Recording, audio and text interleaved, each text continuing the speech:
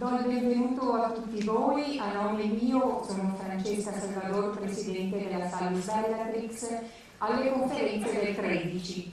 Ovviamente, come notate, questa volta abbiamo dovuto fare una conferenza straordinaria che non si è tenuta al 13, perché come sappiamo al 13 al referendum già avvenuti i giochi sarebbero già stati fatti. Hanno cercato di scipparceli, però gli è andata male. Abbiamo questa sera il privilegio di ospitare qui a Vittorio Veneto il professor Emilio Del Giudice, già ricercatore all'Enea di Frascati con il prematuramente scomparso Giuliano Preparata, ed attualmente mi sembra che sia ricercatore all'Istituto Nazionale di Fisica Nucleare di Milano. No, non più, sono in pensione. Pensione, beato lui.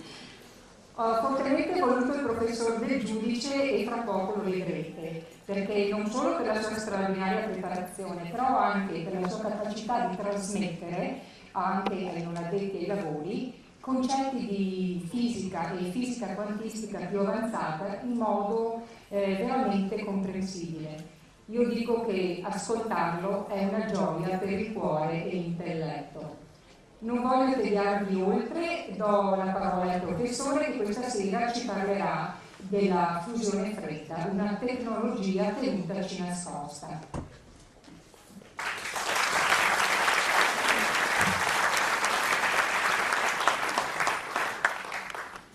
Bene, sono molto contento di essere qui, ringrazio Francesca di avermi dato questa possibilità e vi ringrazio di stare qui. Bene, ora vi racconterò una storia che si è svolta negli ultimi 20 anni, che però alle sue spalle ha anche una preistoria. Quindi cominciamo dalla preistoria.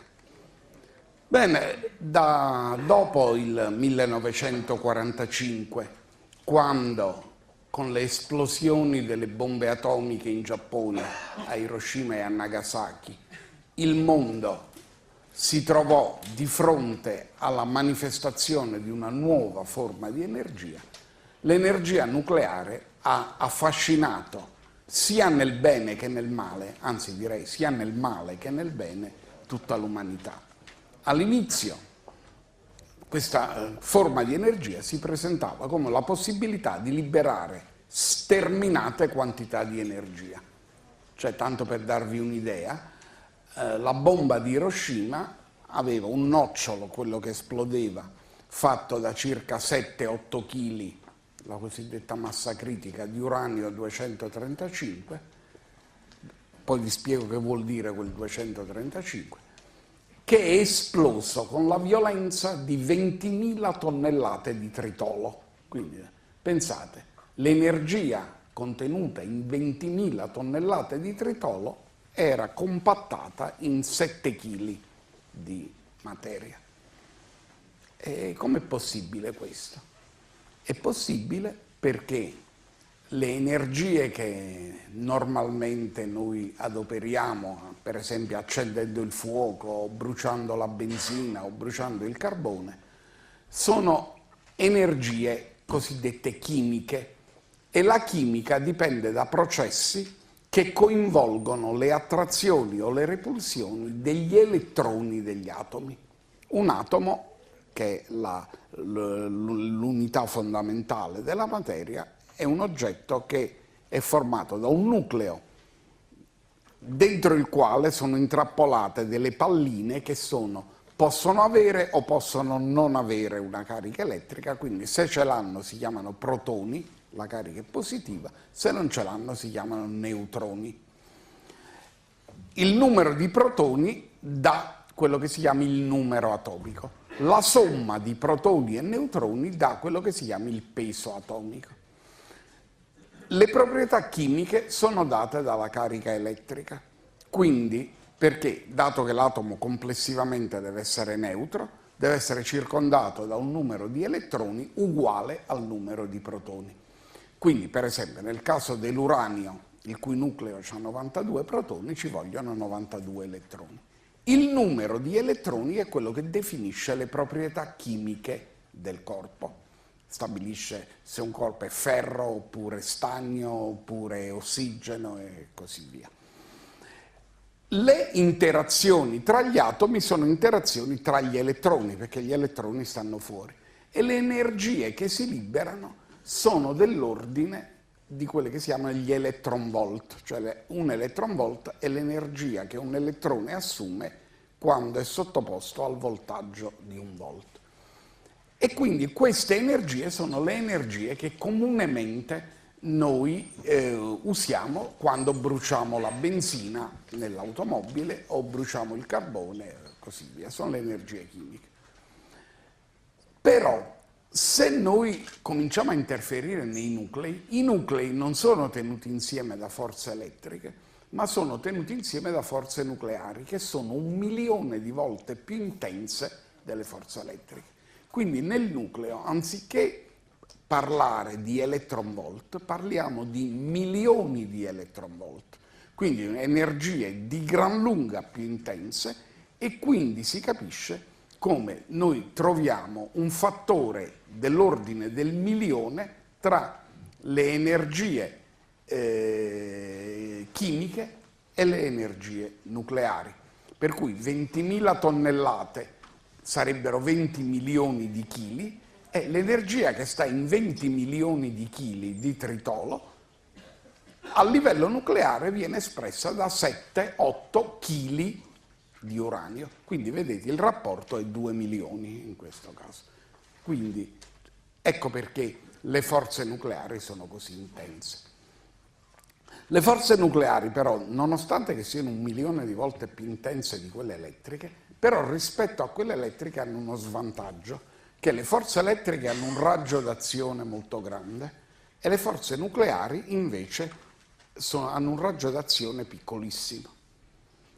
E questo comporta un problema, cioè se io prendo due nuclei che sono tutti e due carichi positivamente, perché sono fatti di protoni, cariche elettriche, questi due nuclei elettricamente si respingono, mentre dal punto di vista delle forze nucleari si attrarrebbero moltissimo. Però le forze nucleari hanno un raggio d'azione piccolo, per cui qual è la situazione?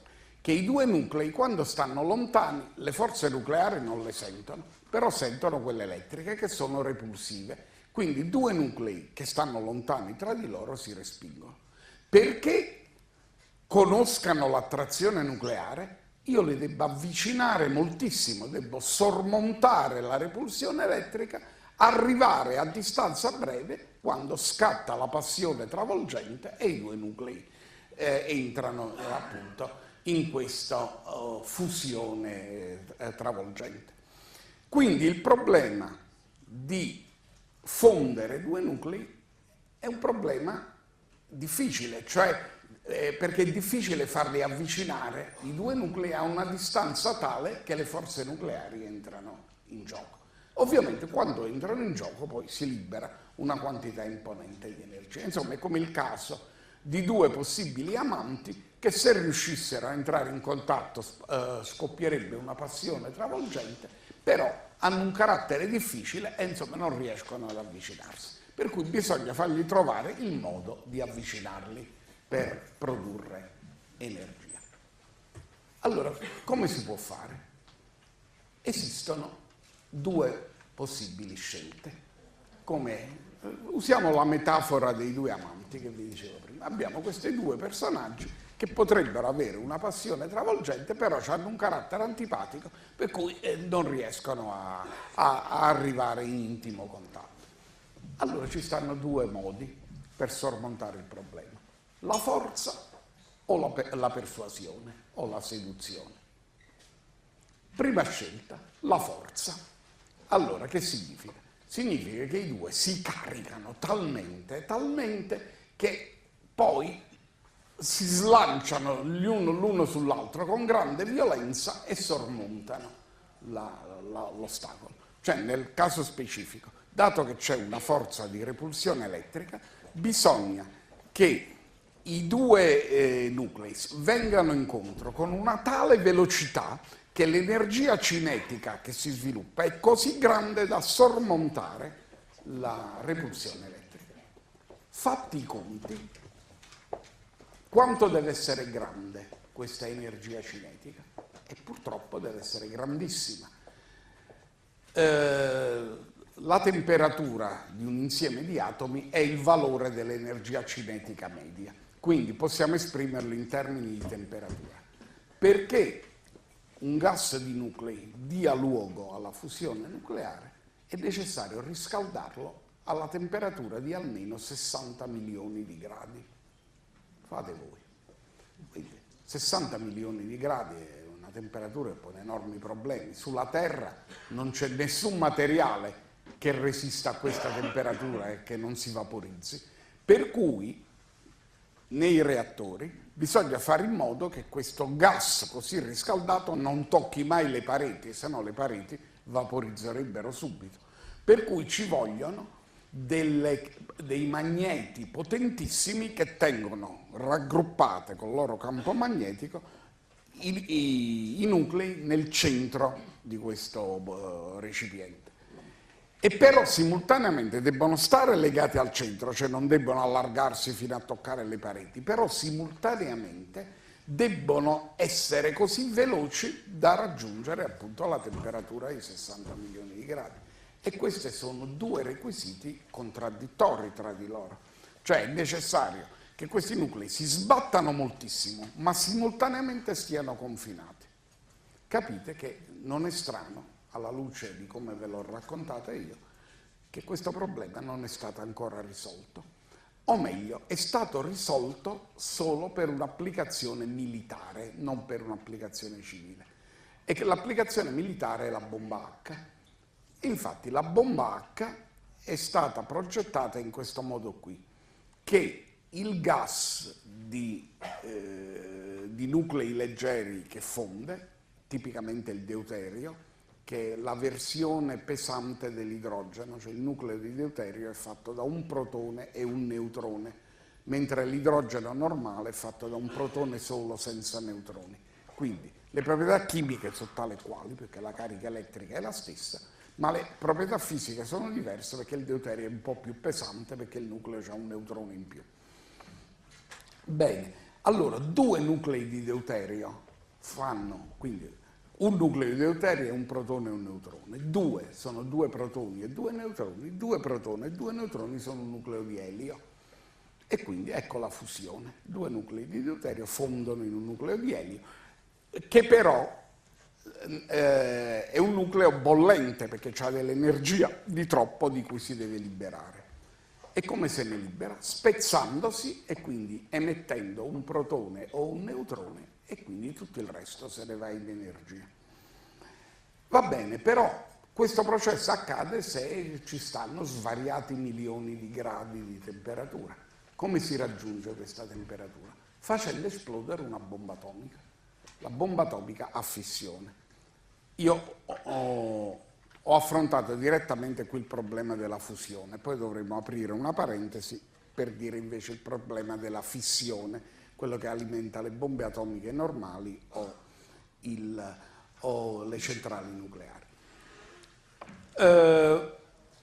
Quindi in una bomba H che succede? Scoppia prima una bomba atomica, produce la temperatura di svariati milioni di gradi e questa produce la fusione dei nuclei.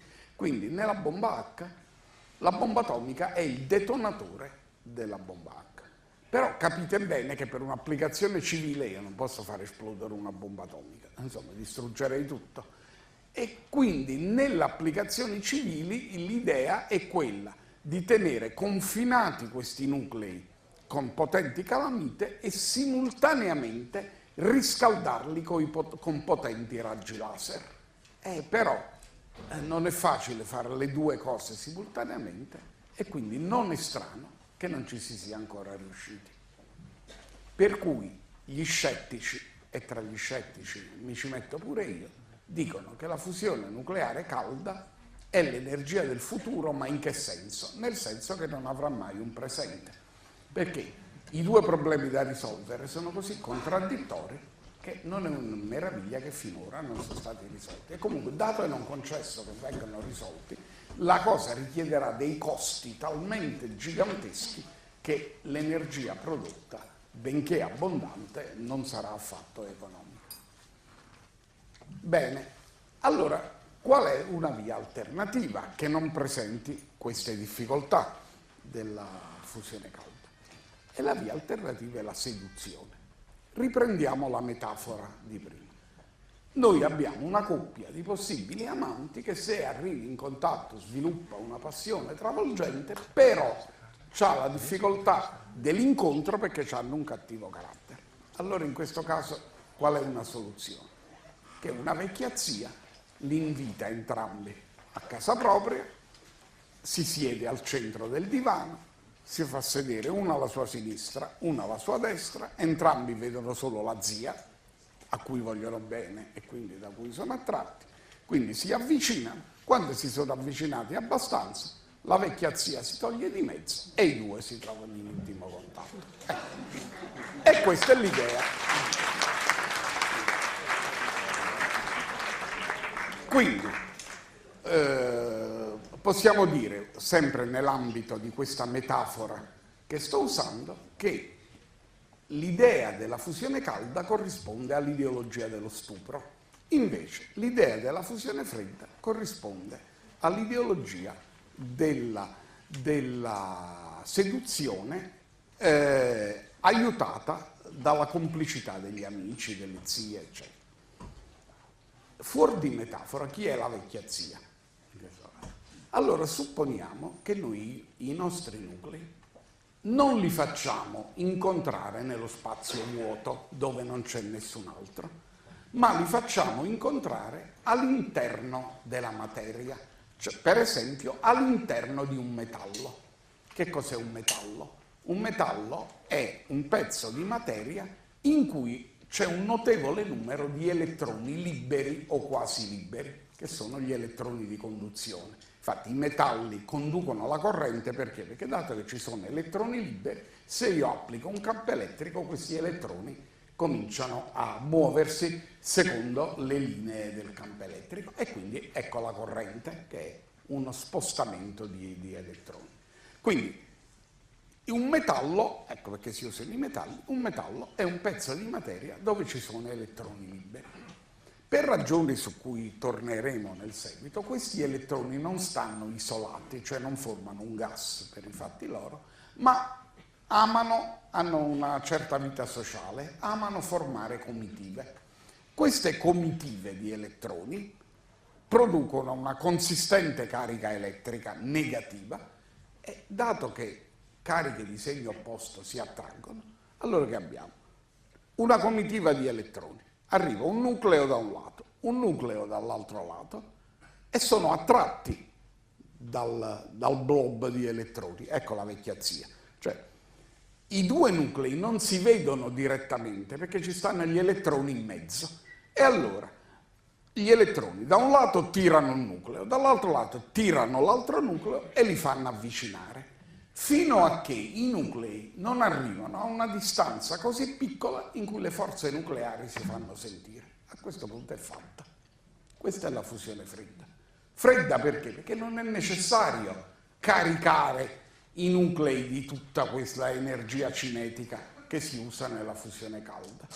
Possono rimanere alla temperatura normale in cui stanno perché il lavoro di farli venire vicini non è fatto a spese dell'energia cinetica dei nuclei e quindi della loro temperatura, ma è fatto a spese dell'energia di attrazione con gli elettroni del metallo. Ecco perché la fusione fredda non può accadere nel vuoto, perché là non ci sono gli amici, gli elettroni amici, ma richiede necessariamente che venga fatta all'interno di un metallo.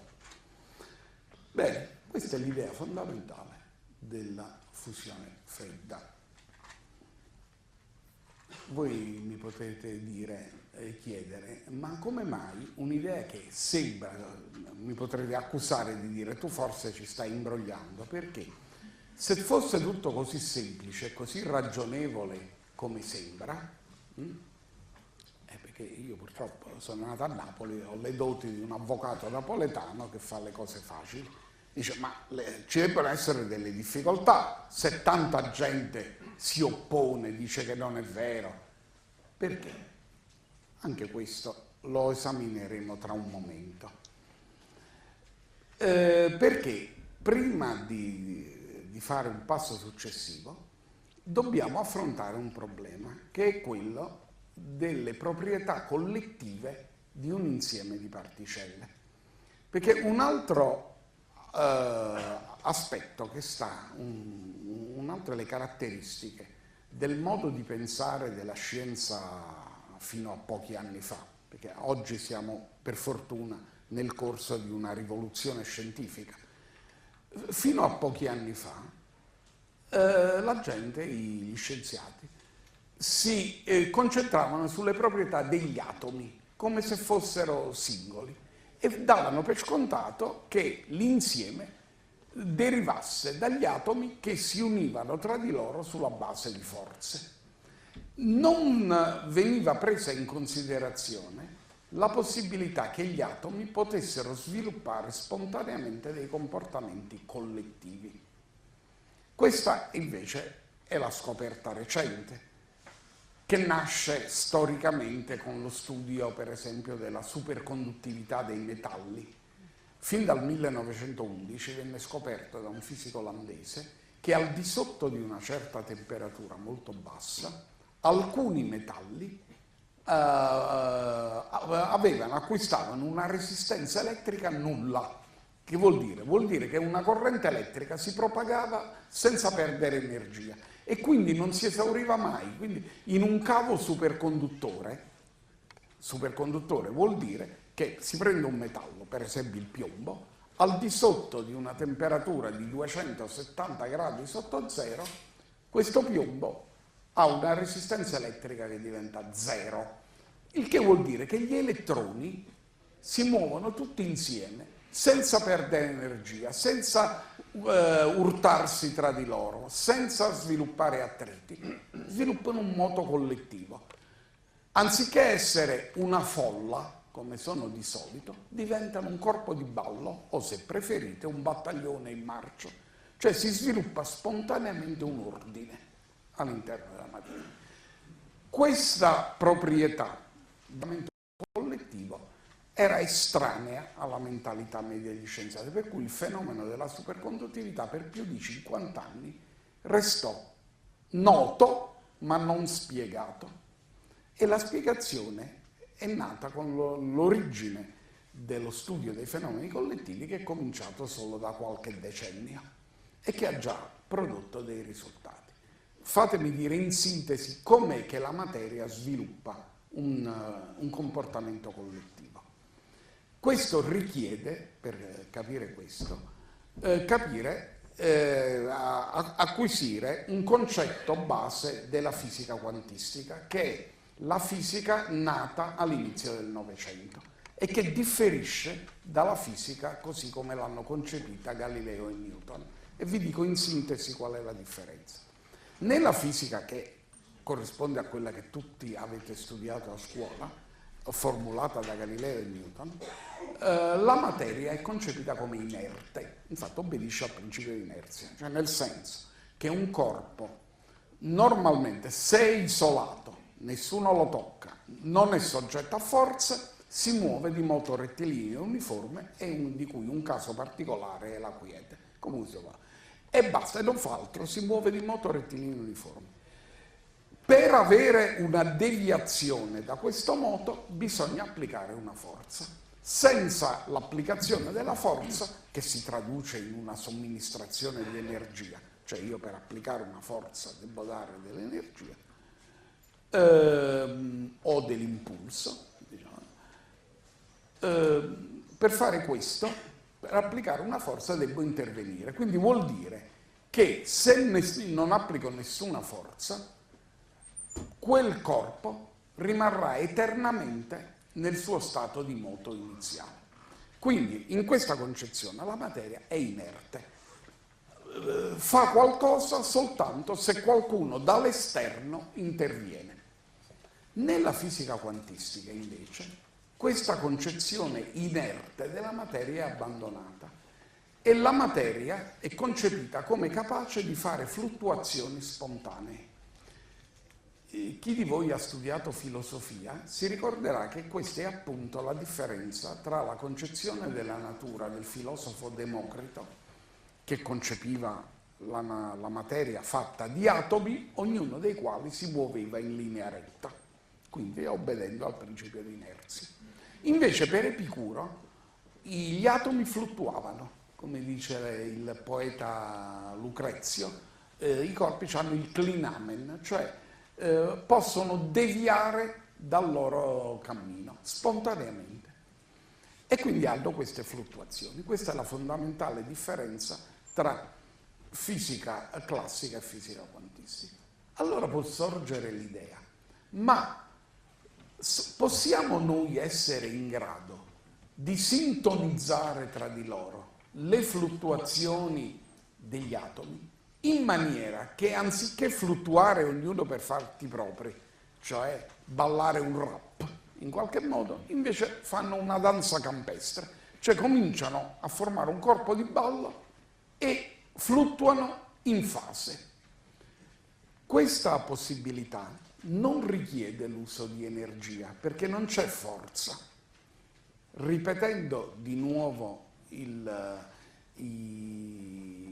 le metafore a sfondo sessuale che ho anticipato prima, questo corrisponde alla visione dell'orgasmo, in cui i due corpi non esercitano reciprocamente delle forze, non si usano violenza reciprocamente, ma sintonizzano i loro movimenti in modo tale che non si riesce a dire chi è la causa e chi è l'effetto del moto, perché se uno lo riuscisse a dire vuol dire che l'orgasmo non ci sarebbe.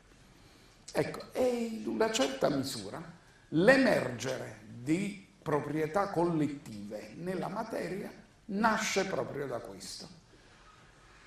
E allora uno può dire, ma sotto quali condizioni questa fluttuazione collettiva della materia può emergere?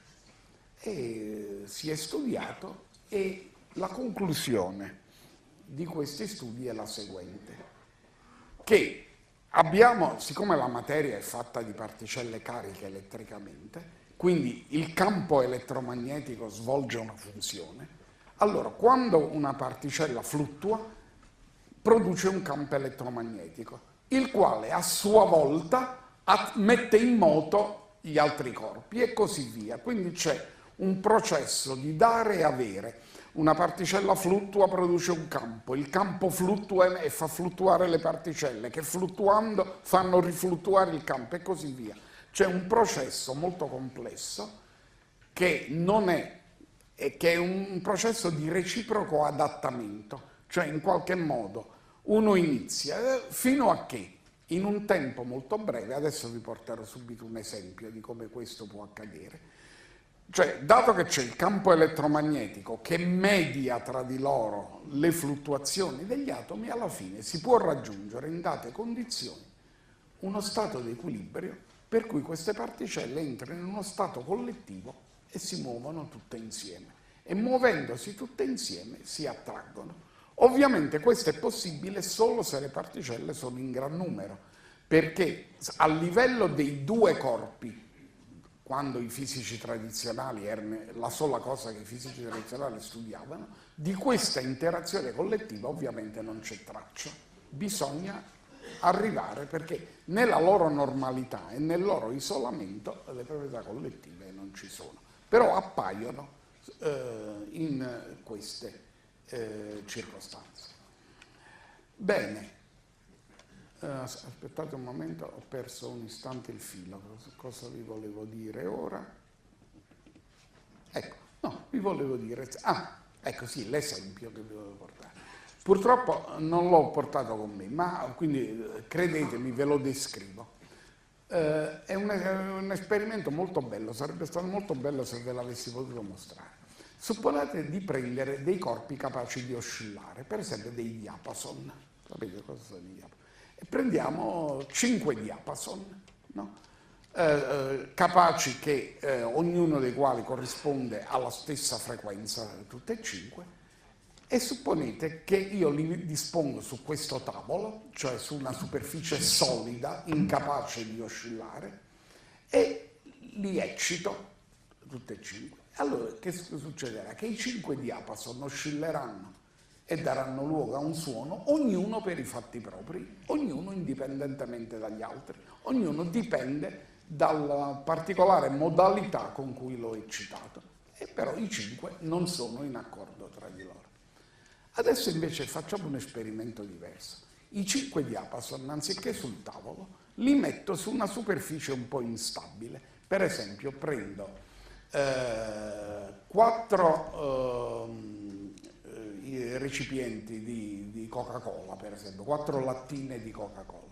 Le metto su un fianco, quindi una a fianco all'altro. Sopra le 4 lattine ci metto una striscia di legno, che quindi è instabile perché sta su delle lattine che si possono muovere, ruotare, quindi questa struttura. I 5 diapason li metto sopra la striscia di legno e li eccito.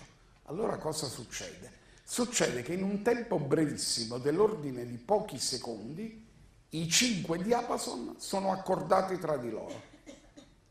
Suonano, anche se all'inizio io li ho eccitati in modo diverso, per cui all'inizio le 5 oscillazioni non erano sintonizzate tra di loro, in capo a pochi secondi si autosintonizzano e vanno in fase. È un esperimento bellissimo. Perché? Come accade? Perché l'oscillazione di ogni diapason procura un'oscillazione della striscia di legno e delle sottostanti lattine, la quale a sua volta induce un'oscillazione del diapason. E così va e vieni, lo stato finale è che si mettono d'accordo e si raggiunge una situazione di sintonizzazione. Questo esperimento, che sfortunatamente non mi è venuto l'idea di portarvelo e farvelo vedere, anche perché è un po' complesso, dovevo portare tutta questa roba, però in un'altra circostanza, mi ricordo a Pisa, ha molto impressionato la platea, è l'esempio di come questi comportamenti collettivi della materia possono aver luogo. Bene, a livello degli atomi è possibile realizzare quello. Qual è la condizione per cui si realizzi? Che non ci siano forti disturbi esterni, quindi la temperatura non sia troppo alta, perché se la temperatura è alta vuol dire che gli atomi si sbattono così tanto che ovviamente gli urti tra gli atomi distruggono ogni comportamento collettivo. Quindi, prima condizione è che la temperatura sia al di sotto di una soglia. E seconda condizione, che ci siano abbastanza atomi, cioè che la densità ecceda una soglia. Allora, e queste sono le sole 2 condizioni. Quindi se la temperatura è al di sotto di una soglia e la densità eccede una soglia, parte la danza degli atomi.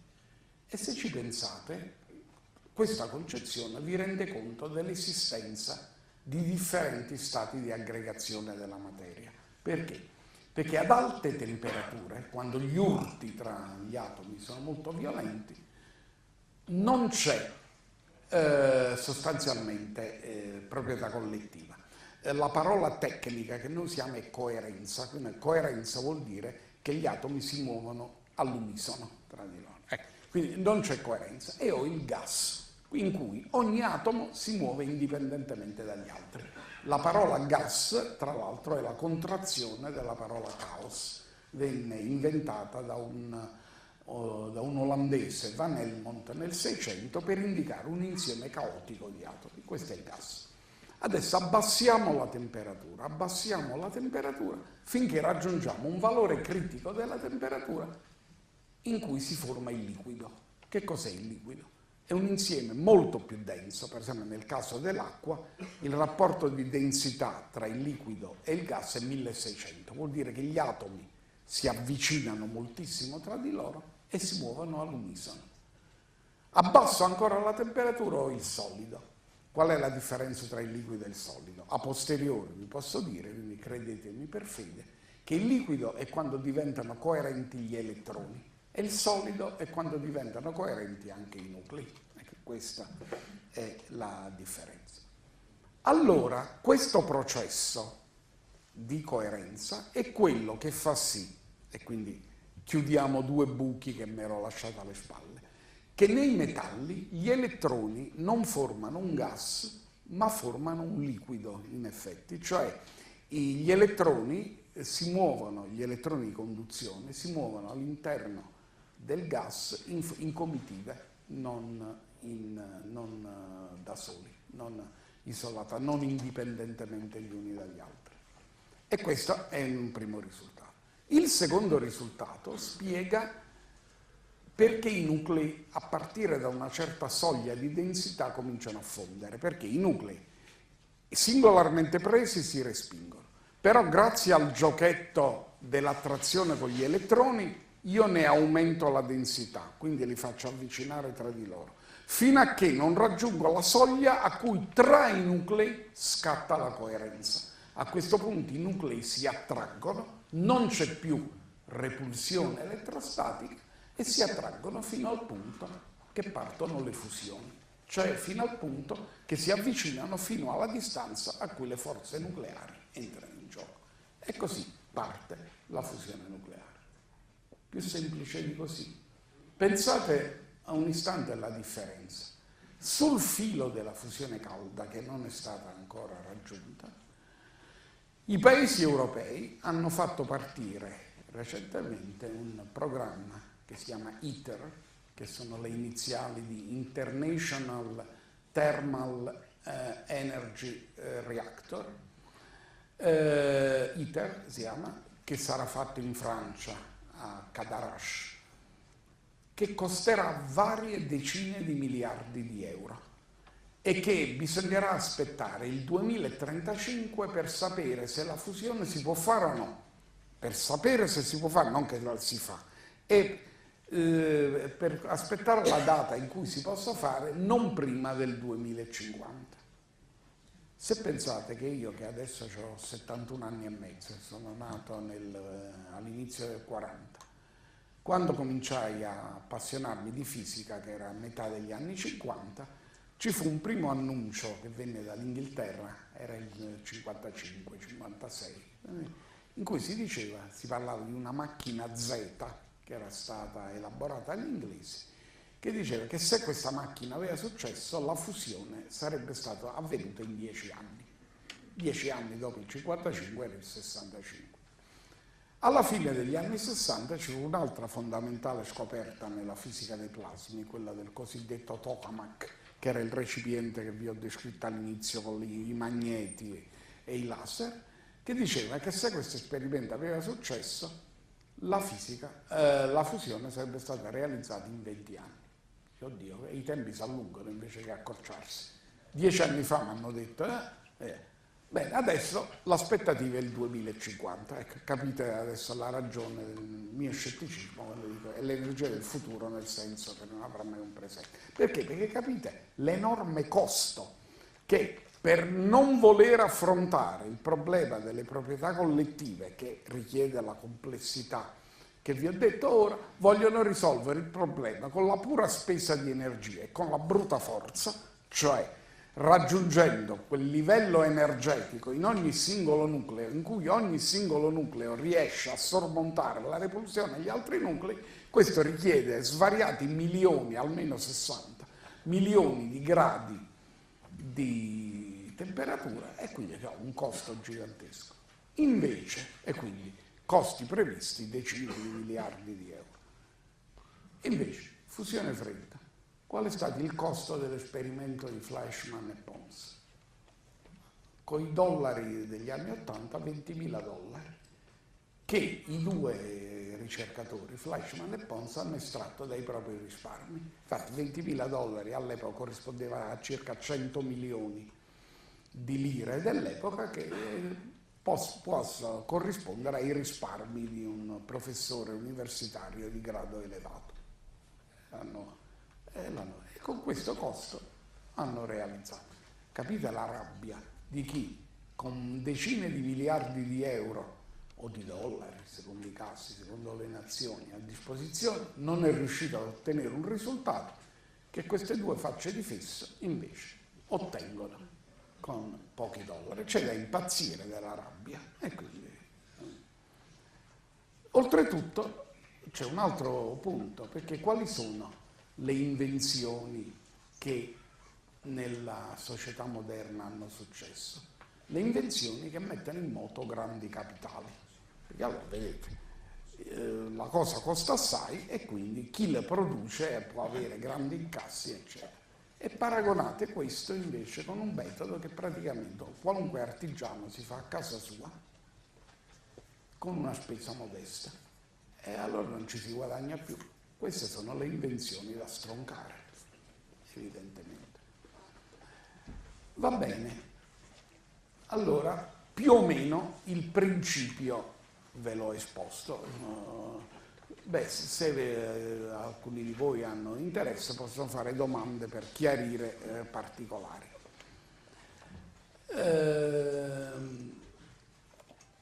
Vi voglio sottolineare però alcuni punti. Da come ve l'ho detto, capite bene che perché il fenomeno accada è necessario che la quantità di nuclei che viene inserita nella matrice metallica deve eccedere una soglia. Se non siamo al di sotto di questa soglia, il fenomeno non succede. Così come nel caso del vapor d'acqua, se la temperatura del vapor d'acqua non la porta a 100 gradi ma la lascia a 120 gradi, il liquido non si forma. Capite bene? O viceversa. Ecco, supponete che arriva uno e dice: io ho scoperto l'acqua bollente. Dice: che cos'è l'acqua bollente? È l'acqua che a un certo punto si fanno delle bolle, esce del fumo, del vapore, eccetera. Ah sì? Io non l'ho mai visto una cosa del genere. Eh sì, però la devi riscaldare l'acqua. Ah, vediamo. Allora, mette un bel pentolone d'acqua, accende un fiammifero, lo mette sotto la pentola, non succede niente. Hai visto, sei un imbroglione, non è vero niente. E no, tu devi garantire che la temperatura dell'acqua raggiunga 100 gradi. Se ne raggiunge solo 96, non bolle. Deve raggiungere 100 gradi. Se raggiunge 100 gradi, bolle. Nel caso della fusione fredda, la soglia a cui succede il fenomeno corrisponde a una concentrazione che ci vuole per ogni nucleo. Supponiamo che usiamo come metallo contenitore il palladio, che è il più adatto di tutti. Allora, la soglia è che per ogni nucleo di palladio bisogna mettere un nucleo di deuterio. Se ci sono meno nuclei di deuterio, siamo al di sotto della soglia e il processo non succede. Adesso l'idrogeno, e quindi anche i suoi isotopi come il deuterio, entrano spontaneamente dentro il palladio senza sforzo, tant'è vero che il palladio è usato come spugna per pulire atmosfere inquinate da idrogeno. Questo, quindi ne assorbe molto. Ma quant'è a temperatura ambiente la concentrazione di equilibrio? La concentrazione di equilibrio è che si raggiungono 2 nuclei di idrogeno ogni 3 nuclei di palladio, quindi il rapporto è 2/3, siamo sotto 1, quindi non è ancora la soglia. Per raggiungere la soglia bisogna ancora passare da 2/3 a 1, cioè bisogna caricare ancora di idrogeno. E questo non è facile, perché al di sopra di 2/3 il processo non è più spontaneo, ma deve essere forzato. All'inizio Fleischmann, che era un bravissimo elettrochimico, usando tutte le magie dell'elettrochimica che non vi sto a dire, riuscì a raggiungere 1, però questo richiedeva un tempo di caricamento dell'ordine delle 4 settimane, per cui bisognava tenere in carica il palladio per 4 settimane fino a che si raggiungeva la soglia e partiva il processo, si liberava l'energia in quantità notevoli. In seguito bisogna entrare nel tecnico per chiarire la differenza. Questo tempo da 4 settimane è stato diminuito fino a 4 minuti, quindi è un tempo molto più ragionevole, per cui questo caricamento, e questo viene fatto sfruttando le magie della fisica quantistica, viene fatto velocemente. Non appena si raggiunge la soglia 1 il fenomeno avviene. E quindi questo ci fa capire perché tante persone, tanti ricercatori non consapevoli dell'esistenza del problema dicono: ah, ma io ci ho provato, a me non è venuto. Ma tu hai raggiunto la soglia? E quello è il punto. Chiunque abbia raggiunto la soglia ha ottenuto il risultato. E quanta energia si produce? L'energia che si produce è dell'ordine del kilowatt o di addirittura alcuni kilowatt per centimetro cubo di palladio, di metallo. Tanto per darvi un'idea di quanto grande è questa quantità, paragoniamola con fonti di energia conosciute. Pigliamo per esempio il motore a benzina di un'automobile.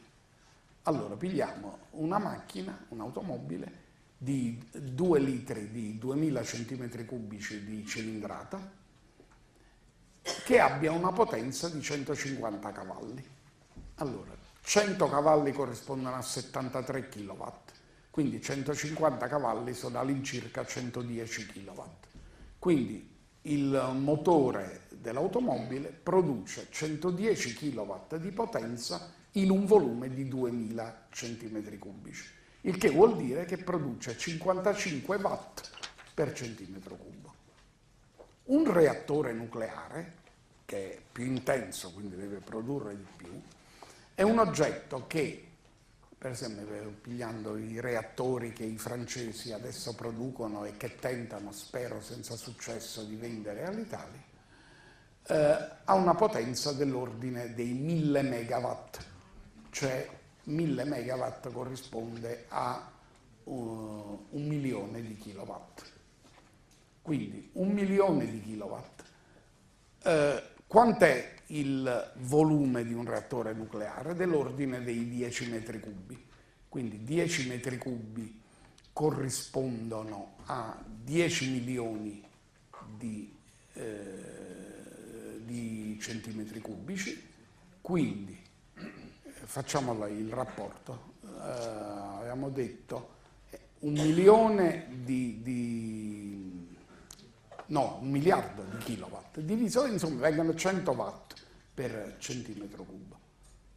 Quindi è il doppio di un motore a benzina, è sempre poco. Qui invece stiamo a livello del kilowatt per centimetro cubo. Allora questo ci permette di risolvere un problema. Seguite un momento, vi uso come metafora la produzione dell'acqua calda in casa, quindi è una cosa che tutti capiscono. Come deve essere calda l'acqua che ci serve per le applicazioni domestiche? Non più di 40 gradi di temperatura, perché più di 40 gradi ci scotteremo. Quindi l'acqua dell'acquedotto a che temperatura sta? A seconda delle stagioni starà da un minimo di 5 gradi a un massimo di 15 gradi. Facciamo una media, facciamo 10 gradi. Quindi devo riscaldare l'acqua che arriva a 10 gradi fino a portarla a 40 gradi. Quindi devo fare un salto di 30 gradi, che vuol dire che devo spendere 30 calorie per centimetro cubo. 30 calorie corrisponde a 120 joule. Il watt è joule diviso secondo, per secondo, queste sono un po' le unità di misura. Allora, un rubinetto, quanta acqua mi scarica? Qualche litro al minuto. Quindi un litro sono 1000 centimetri cubici, cioè io devo alzare di 30 gradi la temperatura per ogni minuto, diciamo, la temperatura di alcune migliaia di centimetri cubici, e per fare questo, alla fin fine, vedete subito che, dato che ogni centimetro cubo mi richiede un centinaio di watt, io arrivo all'ordine della decina di kilowatt. Quindi la cosa più semplice sarebbe mettere su ogni rubinetto un riscaldatore che mi dia una decina di kilowatt. Ma non esistono nella tecnologia riscaldatori siffatti. Perché? Perché per essere montato sul rubinetto il riscaldatore deve essere piccolo, non può essere uno scatolone gigantesco. Le densità di energia prodotta dalla tecnologia corrente non consentono volumi così ridotti. Allora il problema come viene risolto? Si riscalda l'acqua in modo centralizzato a parte in un grande bidone, lo scaldabagno, dove c'è tutto il volume possibile a disposizione, e poi Qui, avendo tutto questo volume a disposizione, posso fornire l'energia necessaria, dopodiché l'acqua così riscaldata dallo scaldabagno la porta ai rubinetti mediante tubi. Ma c'è un problema, però, che nel viaggio dallo scaldabagno ai rubinetti l'acqua si raffredda. Allora io nello scaldabagno non posso riscaldare l'acqua a 40 gradi, ma la devo riscaldare a 70. Allora capite che, dato il fatto che le fonti di energia che esistono hanno una densità troppo piccola di produzione, io sono obbligato a consumare il doppio dell'energia necessaria. Se io avessi una fonte di energia capace di dare dell'ordine dei kilowatt per centimetro cubo, invece potrei consumare metà dell'energia richiesta. Capite quindi come l'inefficienza energetica fa sì che nella tecnologia io debba consumare molta più energia di quello che è necessario. E quindi questo fa capire che nell'affrontare il problema energetico io non lo debba affrontare unicamente usando sempre la mentalità meccanicistica per cui ogni resistenza che mi capita la devo sormontare con la forza, che non appena mi si manifesta un bisogno io lo devo soddisfare producendo l'energia corrispondente. No, perché io posso, seguendo sempre la filosofia della fusione fredda, ridurre le resistenze piuttosto che aumentare la potenza. Quindi se io riesco a concentrare la produzione di energia in un volume piccolo, io riesco a risparmiare almeno metà dell'energia con questo esempio. Questa, che vi dicevo, è la ragione per cui la produzione di energia viene centralizzata nelle centrali. Pensate come sarebbe comodo se tutto potesse funzionare a pile. In questo modo io non ho più il problema di avere le reti, le linee elettriche ad alta tensione, la quantità di energia che si perde nel trasporto dell'energia sulle reti, perché ci sono perdite notevoli che vanno dal 10 al 20% dell'energia totale prodotta che si perde nel trasporto. Se io invece la fonte di energia ce l'ho sul posto, questa è energia che viene risparmiata. Però qual è l'ostacolo? E voi me lo insegnate. Dice, le pile hanno una potenza troppo bassa, io non posso azionare, che ne so, una gru con le pile. Se uso le tecniche correnti, in cui le pile che posso produrre oggi hanno una potenza molto bassa, quindi ci posso azionare un orologio, un computer, ma non ci posso azionare una gru, non ci posso azionare una macchina escavatrice. E però se io riesco a produrre una pila, tra virgolette, cioè un generatore a fusione fredda, che mi produce da 1 a 10 kW per centimetro cubo, allora posso pensare di realizzare un generatore di energia incorporato nell'apparecchio che lo deve consumare. E a questo punto le centrali spariscono. Non c'è più bisogno di centrali. Ognuno ha il suo generatore e questo generatore sta in loco e si risparmiano tutti i costi e tutta l'energia che viene perduta nel trasporto dell'energia. Quindi capite che questo rappresenta una rivoluzione tecnologica che sconvolge completamente l'industria dell'energia, cioè l'Enel, l'Électricité de France, eccetera, spariscono in questa situazione. Le grandi ditte che producono le centrali spariscono perché non ci sono più centrali da produrre. Questi generatori non richiedono ditte ultra specializzate per essere fatti. Al limite, se uno è abbastanza bravo se lo fa da solo, se non è abbastanza bravo, come quasi tutti noi, se lo compra, ma se lo compra da un artigiano, non se lo compra da una ditta. Quindi capite che i costi vengono tagliati e capite molto quale disinvestimento di capitali accade nell'industria. Vi renderete conto dell'ostilità di tutti coloro che vivono grazie al fatto che il denaro circola. E quindi non mi stupisco. Quindi questa è una forma di energia adatta per una società in cui la finanza non abbia il valore che ha in questa società. Finché c'è la finanza in gioco c'è il bisogno di avere grandi opere, grandi investimenti, perché su quelli c'è il guadagno, e quindi trovare forme di energia che sono molto costose e che non sono affatto economiche e in più sono pericolose. La fusione fredda in sé non è pericolosa perché il suo prodotto finale, l'elio, è un gas inerte, quindi è un gas che non produce danni. Invece il processo opposto alla fusione, e con questo concludo, e affronto il tema che sarà oggetto del referendum tra 2 giorni, tra 3 giorni, la fissione nucleare è un processo invece molto pericoloso. Perché? Dunque, io vi ho detto all'inizio che se prendo 2 nuclei leggeri e li fondo insieme, da questo processo si libera dell'energia.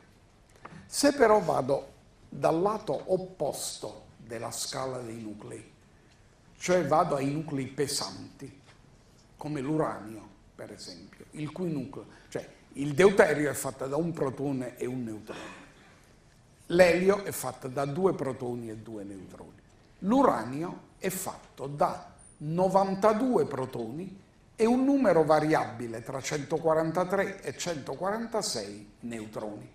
Quindi la somma 92 più 146 fa 238, invece nel caso di 143 fa 235. Quindi quel numero che si aggiunge alla parola uranio vuol dire il numero di protoni e neutroni che forma il nucleo. Quindi più neutroni ci stanno, più il nucleo è stabile, quindi l'uranio 238 è un nucleo stabile, perché è ben legato. L'uranio 235, grazie ai 3 neutroni in meno che ha, è meno stabile e quindi si può rompere. Adesso le leggi della fisica sono tali che quando va dai nuclei pesanti l'energia si libera rompendo il nucleo, non fondendo. Cioè, perché la ragione è questa. Dato come varia l'energia di un nucleo al crescere del numero dei componenti, dal lato basso la somma delle energie dei componenti è più alta dell'energia del composto e quindi quando faccio il composto vuol dire che c'è una differenza che si libera. Invece dal lato dei nuclei pesanti è esattamente l'opposto, cioè dal lato dei nuclei pesanti la somma delle energie dei componenti è più piccola dell'energia del composto, quindi si guadagna energia spezzando il nucleo.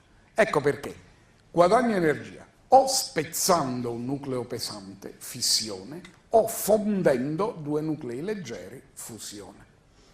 Allora, andiamo alla fissione. La fissione è un processo per cui un certo proiettile, nel caso della bomba atomica un neutrone, colpisce questo nucleo e lo spezza e si libera dell'energia.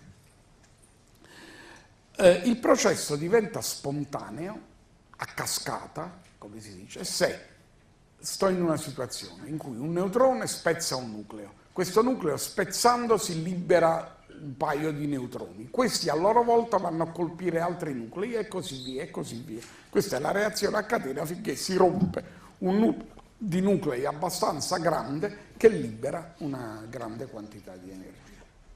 Però la possibilità di collisione tra un neutrone e un nucleo è piccola, perché il neutrone è una particella che è praticamente un punto, il nucleo pure è piccolino, quindi la probabilità che il neutrone sgusci via tra i nuclei senza colpire nessuno è alta.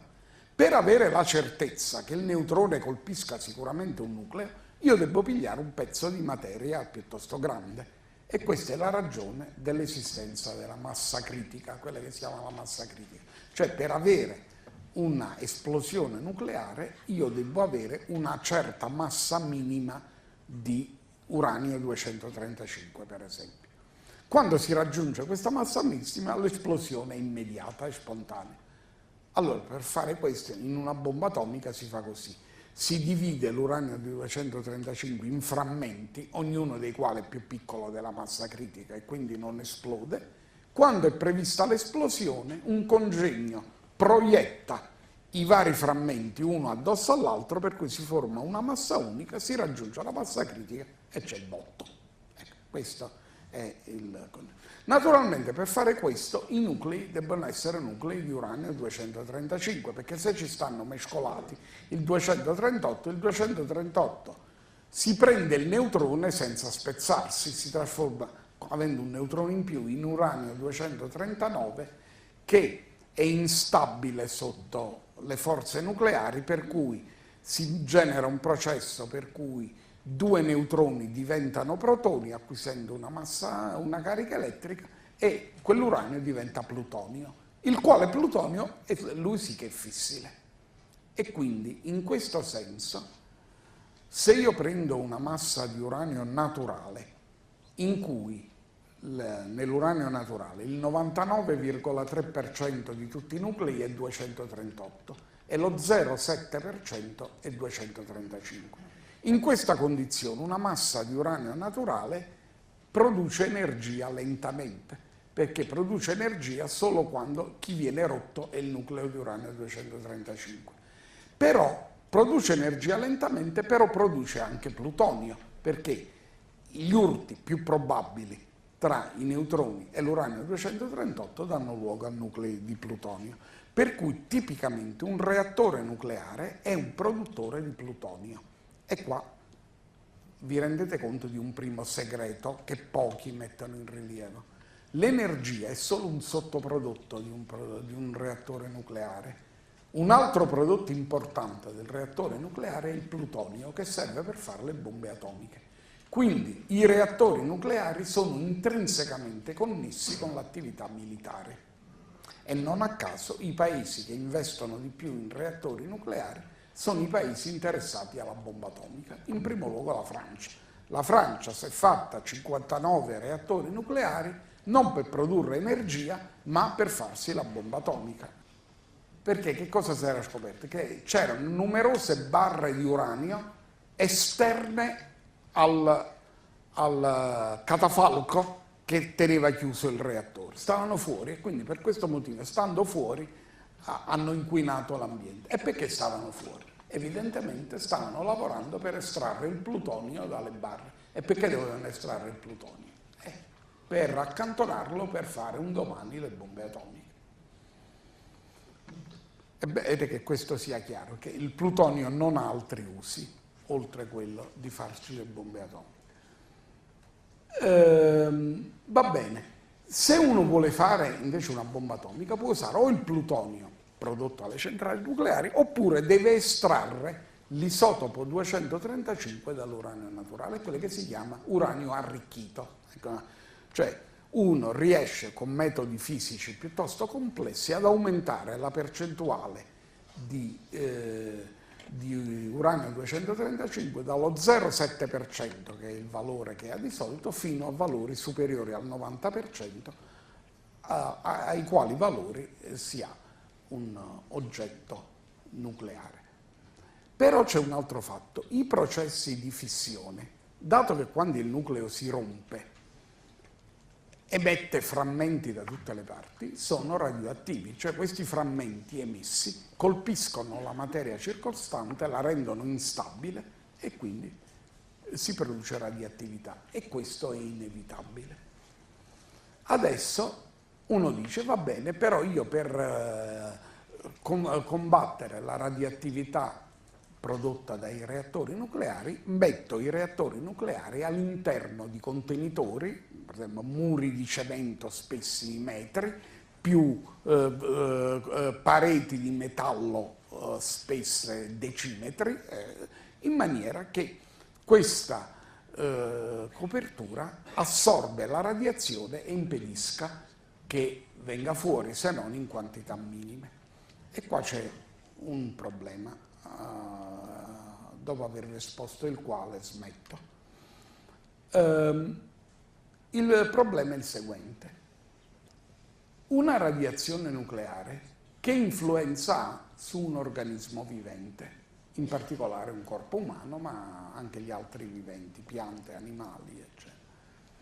Allora, la teoria iniziale, frutto di una mentalità meccanicistica, era che le radiazioni nucleari,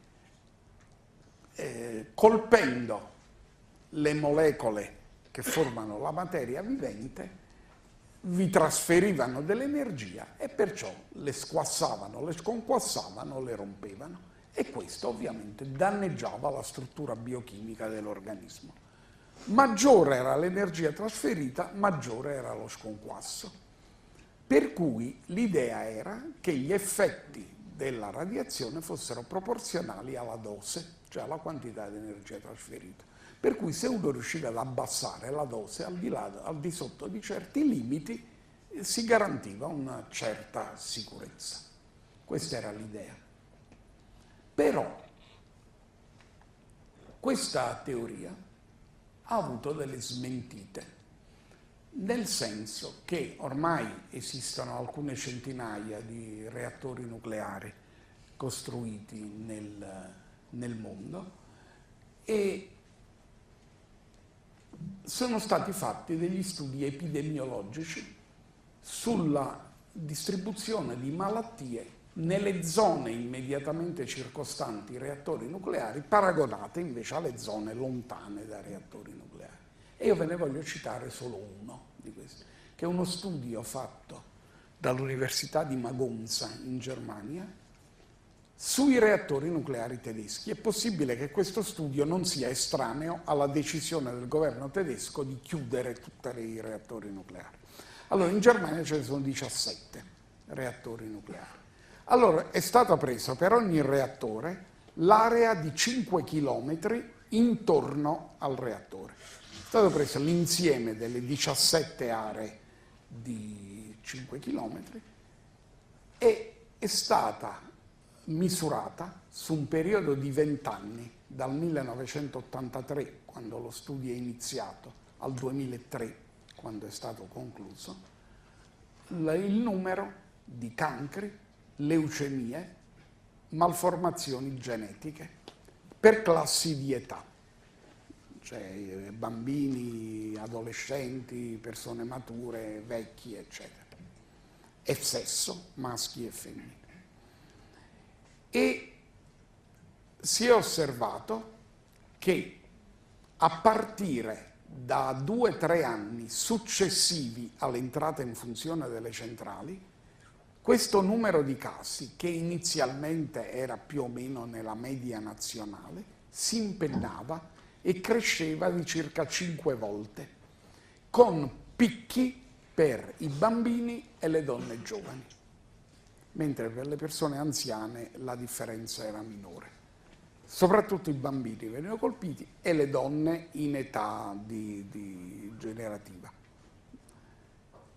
E questo a che cosa ha comportato? Ha comportato il fatto che l'interpretazione di questi dati, che esiste un effetto anche delle basse dosi di radiazioni, purché queste basse dosi di radiazioni siano prolungate nel tempo. Cioè, in altre parole, una dose bassa con un lungo tempo di esposizione è molto più pericolosa di una dose alta breve.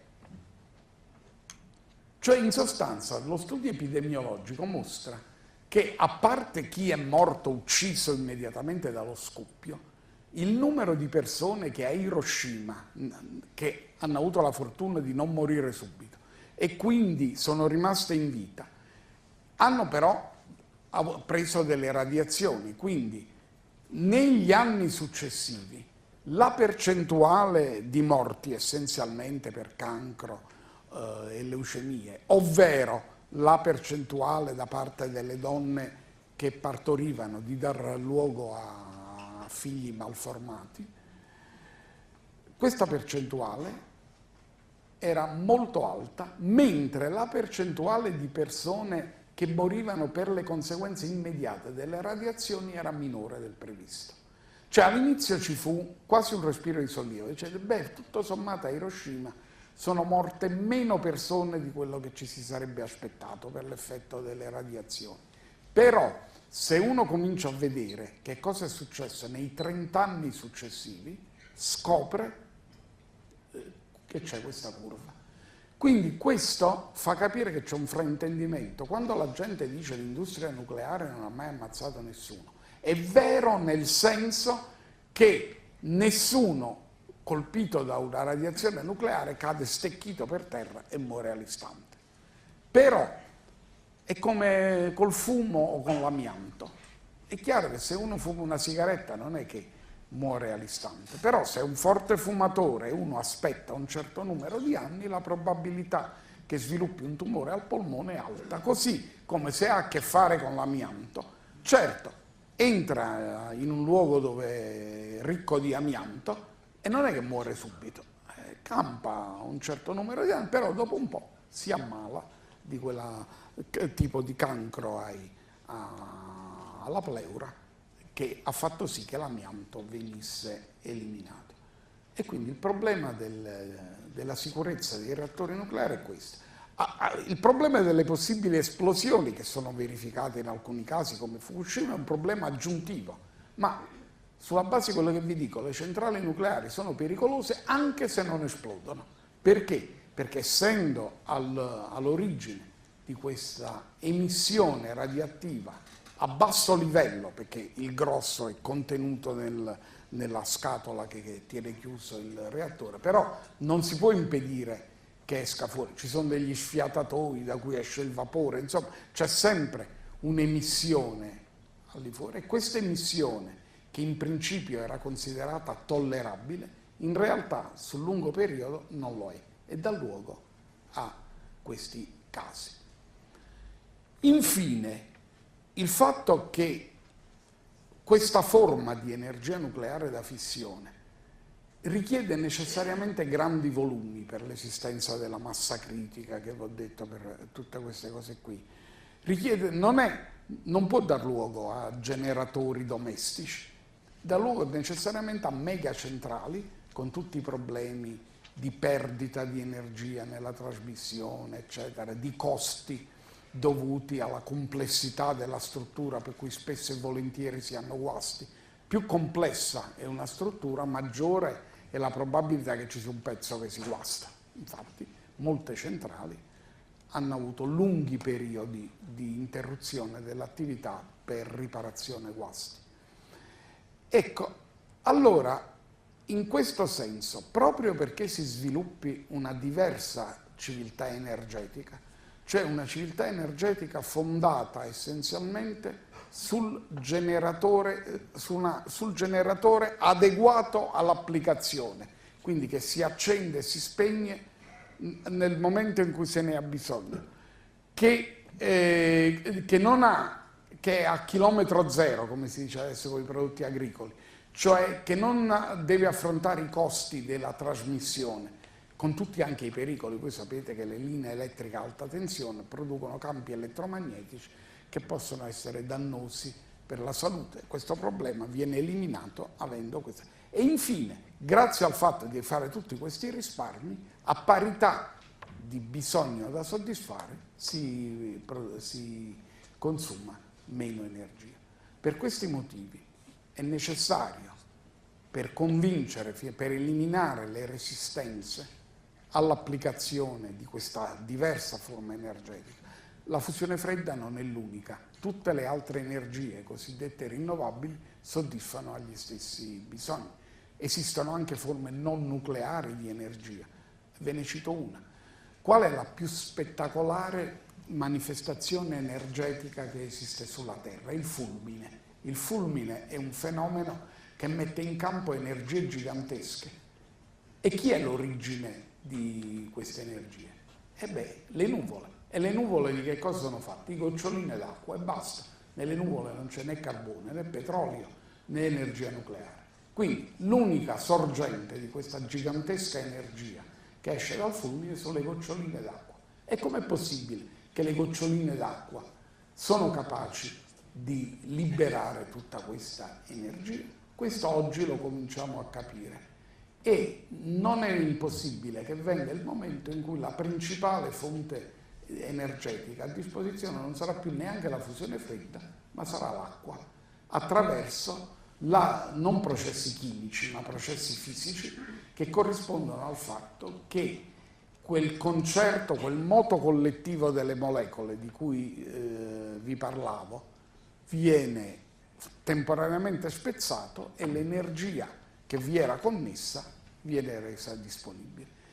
I primi esperimenti in questa direzione hanno avuto esito positivo e costano pochissimo, non costano niente. Però perché queste forme energetiche si sviluppano è necessario eliminare il mito delle centrali. E quindi in questo senso l'esito del referendum tra 3 giorni è importante perché l'umanità faccia un passo avanti. Beh, innanzitutto gli italiani, il referendum è limitato all'Italia, perché si faccia un passo avanti in questa direzione. Grazie.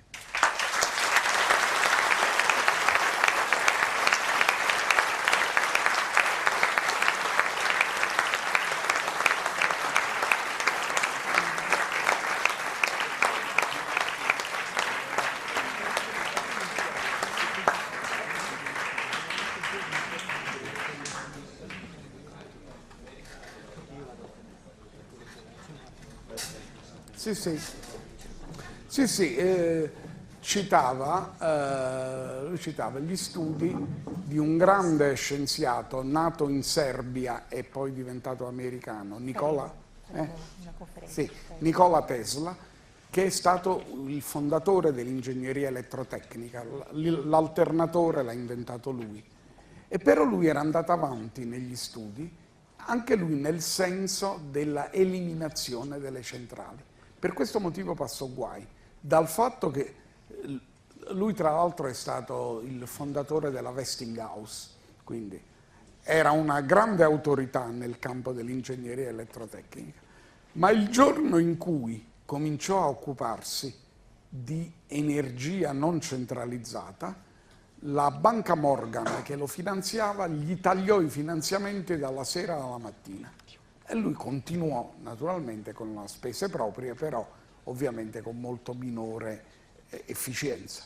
Però ha lasciato degli studi che oggi possono essere ripresi. Tesla in questo senso è stato uno dei pionieri del futuro.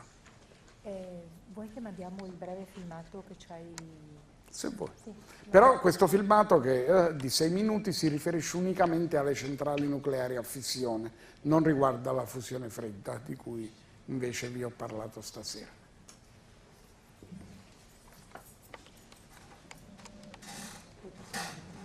Sì.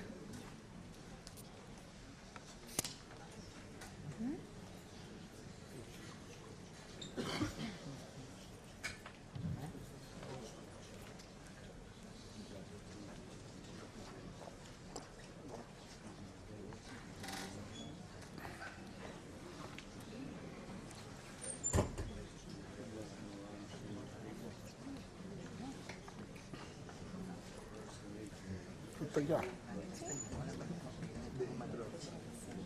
No, sono un avvocato.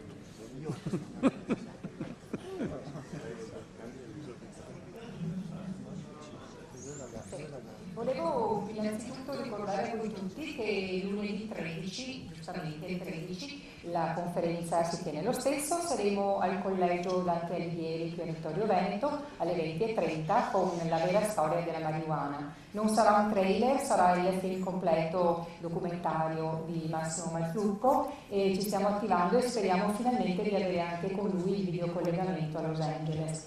Invito tutti caldamente a venire perché anche chi non è al corrente della situazione, di come ci hanno shippato questa risorsa straordinaria, rimarrete sorpresi. Grazie intanto. Vai. Allora, Sì. C'è un microfono lì da la domanda? Il microfono?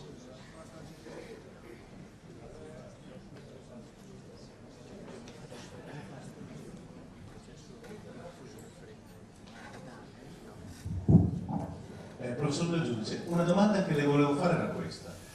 Lei ha parlato prima di generatori a fusione fredda portatili. quindi applicabili in relazione alle necessità energetiche del macchinario o dell'ente cui vanno utilizzati. Sì. Ma la continuità nel tempo di questa energia, cioè queste centrali di fusione fredda compatte, andranno poi ricaricate, come verranno mantenute, di che tipo di gestione avranno bisogno?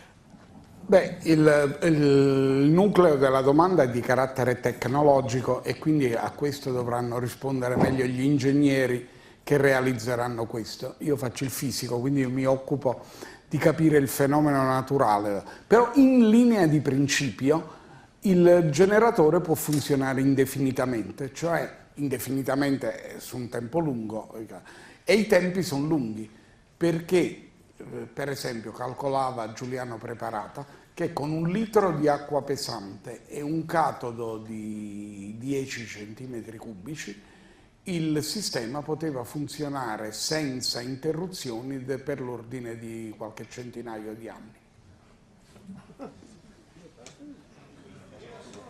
Quindi diciamo oggi faremmo la ricarica del generatore a casa del conte di Cavour.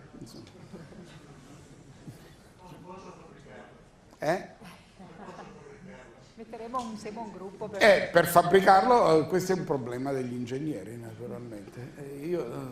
Non dimenticate che io sono un fisico, non un ingegnere. Quindi a me spetta il compito di scoprire la legge di Ohm e l'ingegnere farà il ferro da stiro. Scusa Emilio. Il problema è che è stato tutto tenuto accuratamente nascosto anche dal punto di vista militare, no? Altrimenti con un investimento piccolissimo, si parlava qualche anno fa di 15-20 milioni di euro, cioè una cosa assolutamente piccola rispetto a quello che si stanzia per la fissione calda o per le centrali, noi avremmo già l'ingegnerizzazione in mano.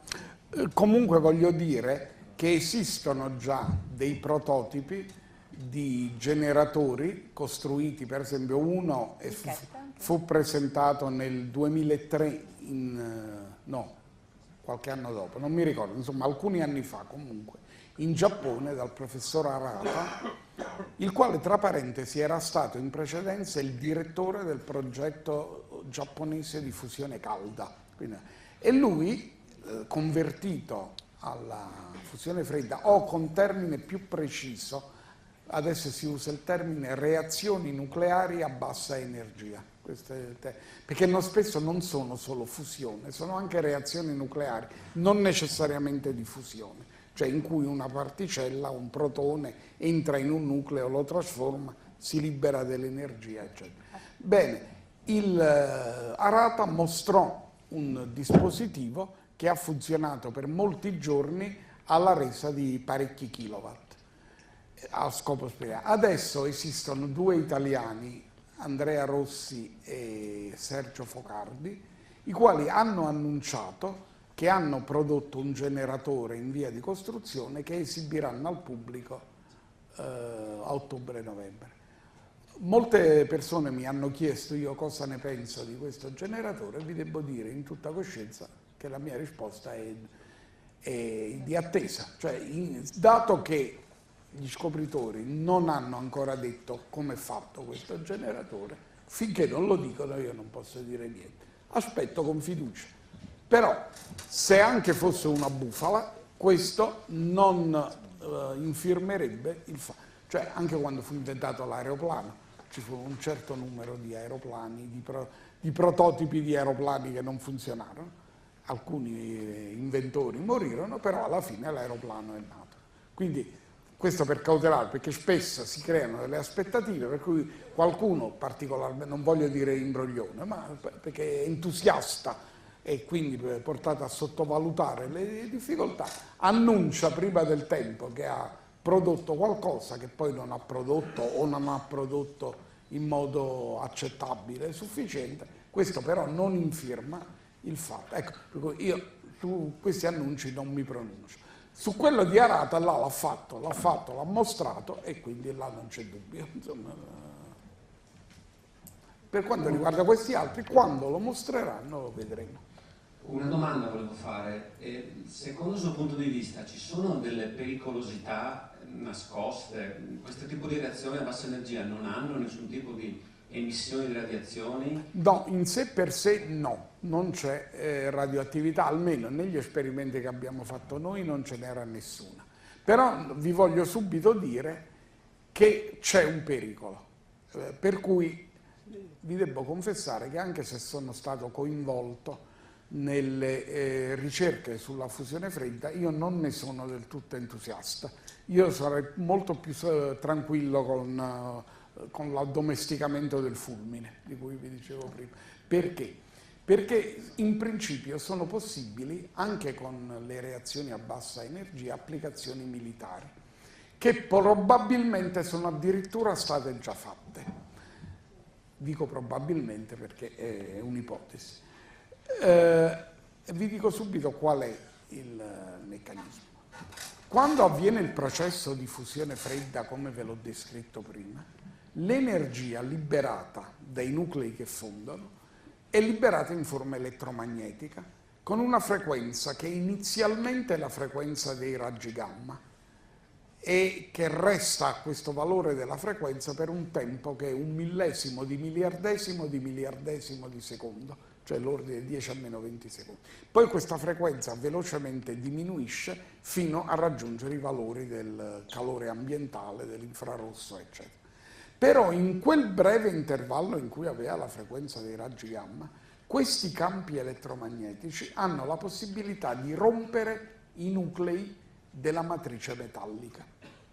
Questo non è un'ipotesi, ma è vero, l'abbiamo verificato, perché nei nostri esperimenti affrascati i catodi di palladio che avevamo usati li abbiamo mandati a Pechino, nel laboratorio del professor Li, che era attrezzato a esaminare i catodi. E lui che cosa ha osservato? Ha osservato che questi catodi, che erano delle lamiere molto sottili, avevano una struttura a macchia di leopardo, cioè c'erano delle zone vergini in cui non era accaduto nulla e delle macchie in cui invece il reticolo cristallino era tutto dissestato perché lì era accaduta la fusione fredda. Quindi la fusione fredda si era verificata in modo disomogeneo nel catodo, nella lamiera che formava il catodo, e andando a vedere la composizione dei nuclei che formavano le varie zone, nelle zone vergini i nuclei erano tutti di palladio, quindi là non era successo niente. Né invece nelle macchie dove erano avvenute le reazioni di fusione fredda e dove quindi il reticolo era dissestato, il 10% dei nuclei erano nuclei di nichel. Il nichel, guarda caso, è metà del palladio. Che dobbiamo dire? Che c'era stata una fissione del palladio, il nucleo del palladio si era spezzato. Dato che era coinvolto il palladio, la cosa non era assolutamente pericolosa, perché dato che il palladio è un nucleo medio, non è né leggero né pesante, la fissione del palladio non libera nessuna energia, quindi tranquilli, era un processo innocuo. E quindi è una curiosità semplicemente che al più riduce il tempo di vita della pila. Cioè, secondo i calcoli che fece Giuliano durava 500 anni, probabilmente grazie al fatto che a questo fenomeno che il palladio si consuma, invece che 500 ne dura 100 magari di anni, o 50, non da sapere. Comunque il fatto che i campi elettromagnetici prodotti dalla fusione fredda determinino una fissione è un fatto, non è un'ipotesi, è un fatto. Adesso qua sorge la domanda angosciosa: e se invece del palladio io usassi l'uranio? La fissione dell'uranio non è affatto innocua. Allora io in pratica potrei fare una bomba atomica in cui si inverte quello che si fa nella bomba H. Nella bomba H io uso il processo di fissione come detonatore del processo di fusione. Qui invece, in questa ipotesi, si potrebbe usare il processo di fusione come interruttore del processo, come spoletta, come detonatore del processo di fissione. Perché io che cosa potrei fare? Prendo una massa di uranio. Notate bene che in questo caso non c'è neanche più il problema della massa critica, perché la massa critica nasce dal fatto che la collisione di un neutrone con un nucleo è un evento difficile. Invece qua non ho un proiettile, qua ho un campo esteso che vibra e vibrando spezza i nuclei, quindi non c'è problema di collisione qui, quindi non c'è la massa critica, quindi io posso fare una bomba piccola piccola, cioè una bomba che con 1 grammo di uranio io produco l'effetto di una cannonata, come se fossero 20 kg di tritolo. Quindi genero un'arma di tipo mini nucleare. Non è escluso che questo sia stato già fatto. Le famose armi all'uranio impoverito, così misteriose, potrebbero essere appunto questo. E tra l'altro questo potrebbe spiegare anche una parte dell'ostilità degli stati alla fusione fredda, dovuta al timore che un segreto militare venga rivelato in questo modo. Però c'è questo pericolo. Allora, dato che c'è questo pericolo, la cosa ha raffreddato di molto il mio entusiasmo per ogni cosa che abbia a che vedere con la parola nucleare, inclusa la fusione fredda.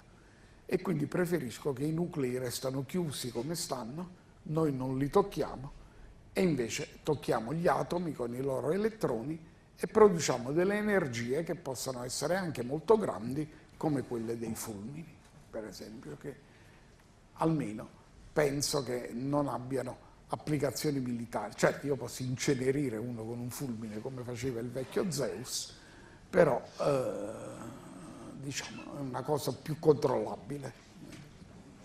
Il professore non l'ha letto, ma consiglio a tutti la lettura di un libro che lui ha scritto a 4 mani, si chiama Il segreto delle 3 pallottole, in cui viene evidenziato il fatto appunto che la fusione fredda sia stata utilizzata. No, l'unica correzione è che non è a 4 mani, è a 2 mani e una lingua, perché ok. l'ha scritto unicamente Maurizio Torrealta, ok. la mano è la sua, la mia è la lingua che gli ho dato alcuni consigli. Consiglio a tutti di leggerlo. Se vogliamo far partire il dibattito, poi altre domande finali, visto che il professore è stato così gentile da inviarcelo. Una domanda veloce. A me è sembrato di capire che un residuo è l'elio. Che problemi potrebbe generare una concentrazione o una super presenza di elio? Nessuno, perché grazie a Dio l'elio è l'elemento più pacifico che esista al mondo. Si chiama gas nobile perché, essendo nobile, non se la fa con nessuno, quindi non fa reazioni chimiche, non fa nulla. L'unico pericolo sarebbe se diventasse così abbondante che diventa il componente principale dell'atmosfera, allora noi non potremmo respirare, però nessuna attività concepibile produrrà tanto elio da... Tra l'altro potrebbe essere anche utile perché con l'elio potremmo fare tanti palloncini, per esempio, più sicuri di quelli con l'idrogeno, perché l'idrogeno esplode e l'elio no, quindi potremmo alimentare l'industria dei palloncini per i bambini.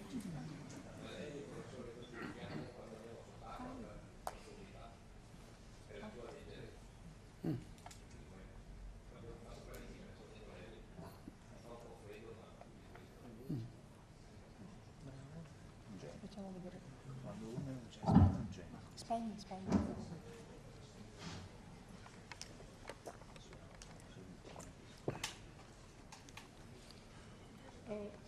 Volume. Volume.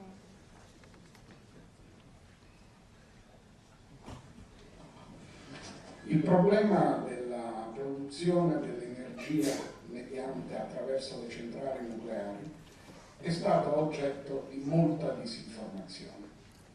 Si è detto che l'energia così prodotta ha un costo minore di quella prodotta da altre fonti di energia. Questo è vero soltanto se si trascura il costo della demolizione, dello smantellamento delle centrali. Finora le più antiche centrali esistenti hanno un'età di 40 anni. Quando furono costruite si disse che potevano durare 20 anni, ma questa età si è sempre più prolungata. Perché? Perché in realtà una centrale nucleare, a differenza di tutte le altre centrali, richiede per il suo smantellamento elevatissimi lavori. Dato che questa centrale è ormai tutta fatta da materiale radioattivo, bisogna schermare questa radioattività attraverso la costruzione di grandi sarcofagi in cui la centrale viene affossata. Non solo, ma questi sarcofagi debbono durare per molto tempo, dell'ordine delle centinaia e delle migliaia di anni. Quale manufatto umano può essere garantito per un tempo così lungo? Per questo motivo è necessaria una continua sorveglianza di questi manufatti, il che implica un elevato costo. Finora non erano state decommissioned, come si dice in inglese, un numero sufficiente di centrali. Ma ora abbiamo un primo elemento. Il governo tedesco, proprio in questi giorni, ha deciso di chiudere in un periodo di 10 anni a partire da oggi le 17 centrali nucleari in funzione in questo momento in Germania. Bene, per il decommissioning di queste 17 centrali è stato previsto uno stanziamento di 100 miliardi di euro, cioè all'incirca 6 miliardi di euro a centrale, che è un costo superiore al costo di costruzione, che nei primi anni era sui 3 miliardi di euro e poi è man mano aumentato fino a che oggi per le centrali che erano previste dal piano nucleare italiano si arrivava ai 7 miliardi di euro e che potevano essere ancora incrementati se si pensa che una centrale simile in corso di costruzione in Finlandia, per cui erano stati previsti 7 miliardi di euro, la centrale non è stata ancora completata e finora sono stati spesi 9 miliardi di euro. Quindi se si aggiunge al costo di costruzione anche il costo di decommissioning delle centrali, si arriva al minimo al raddoppio, per quanto c'è una dichiarazione del ministro Tremonti che dice che le spese di decommissioning sono 3 volte quelle di costruzione. In questo caso andiamo senz'altro fuori scala e l'energia nucleare si rivela essere la più costosa tra tutte le fonti di energia. Il costo aumenta ancora se si tiene conto, cosa che non viene normalmente tenuta conto, del costo di smaltimento delle scorie. E questo costo non viene calcolato semplicemente perché non si sa come fare lo smaltimento delle scorie, per cui è a tutt'oggi impossibile attaccare un numero a questo costo. Questo per quanto riguarda la parte economica, ma la parte più importante è quella dei pericoli, che non sono tanto quello dei gravi incidenti come quello di Fukushima, che certo possono capitare, ma è il funzionamento normale, privo di incidenti delle centrali, che crea dei rischi, perché mentre finora la scienza convenzionale che viene usata dai costruttori delle centrali come giustificazione dichiara che i danni da radiazioni nucleari dipendono soltanto dall'energia che viene trasferita dalla radiazione al corpo vivente e quindi che sono pericolose soltanto le dosi elevate rispetto alle quali i normali schermaggi delle centrali sono sufficienti e trascura invece le dosi basse ma prolungate nel tempo. Esistono ormai analisi epidemiologiche e la più importante di queste è stata fatta proprio in Germania e probabilmente non è estranea alla decisione tedesca di cancellare il programma nucleare, per cui nell'intorno, in un raggio di alcuni chilometri, 5, intorno a tutte e 17 le centrali, è stata fatta la statistica di quante leucemie infantili, di quante malformazioni genetiche, di quanti cancri ai bambini, cioè a persone in via di evoluzione e di costruzione del loro genoma, c'erano, e si è osservato che questa incidenza è dell'ordine dalle 5 alle 10 volte superiore alla media nazionale. Cioè il terreno attorno alle centrali nucleari, anche in assenza di grandi incidenti, è un terreno in cui ci si ammalano. Quindi chi dice di industria nucleare non è morto nessuno, mentre le altre fonti di energia ci sono molti morti in mente, perché l'unico criterio è che i morti nucleari non sono morti immediatamente visibili, ma sono morti in cui il veicolo di morte è invisibile, è la radiazione nucleare, e richiede del tempo, qualche anno per agire. Per cui non c'è immediatamente il cadere stecchito del cadavere, ma c'è invece un dato che si può percepire solo dall'indagine epidemiologica, rispetto a cui è facile nascondere i dati e truffare, e che invece manifestano un gravissimo pericolo, per cui si può anche dire che l'industria nucleare, tra tutte le industrie che producono energia, è quella che finora ha il maggior numero di morti, anche se questi morti non sono immediatamente riconosciuti.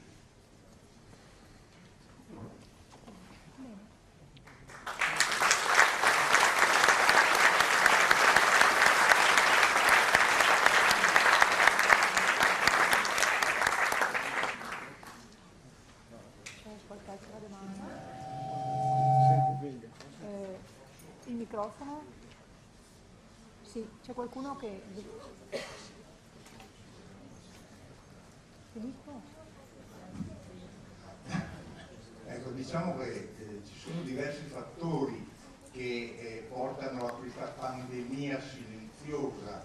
Per esempio noi abbiamo tutto il fenomeno dei pesticidi che sta toccando a livello epidemiologico le gestanti, i bambini, che creano dei grossi problemi per le generazioni future. Volevo fare una domanda. Il discorso della dismissione, mi sembra che non ci sia un esempio al mondo ancora di dismissione completa, perché è talmente costosa e difficile, non solo, ma sono anche gli operai che si rifiutano di andare a lavorare dentro la dismissione. Ecco, volevo appunto avere questa conferma. Sì, sì, infatti i cifre date sono tutti costi presuntivi, fatte a tavolino, perché di esempi concreti non ce n'è nessuno, perché nessuna centrale finora costruita è stata completamente dismessa. Sono state spente, nel senso che non sono attive, però restano ancora, diciamo, funzionanti in modo silenzioso, a basso livello, a livelli di soglia, e costituiscono, vi porto un esempio. Non mi ricordo se era la prima o la seconda in Italia, comunque c'era un impianto nucleare piccolo sul Garigliano, che non so se è stato il primo o il secondo a essere fatto in Italia, che per motivi tecnici venne spento alla fine degli anni 70, cioè molto prima del referendum del 1987. All'inizio di novembre del 1980 ci fu una inondazione del Garigliano, per cui i locali del reattore vennero allagati dall'acqua del Garigliano, che poi defluì. Questo accadde all'inizio di novembre del 1980. Simultaneamente in Italia si è cominciato a tenere il registro dei tumori, più o meno a partire dalla stessa data.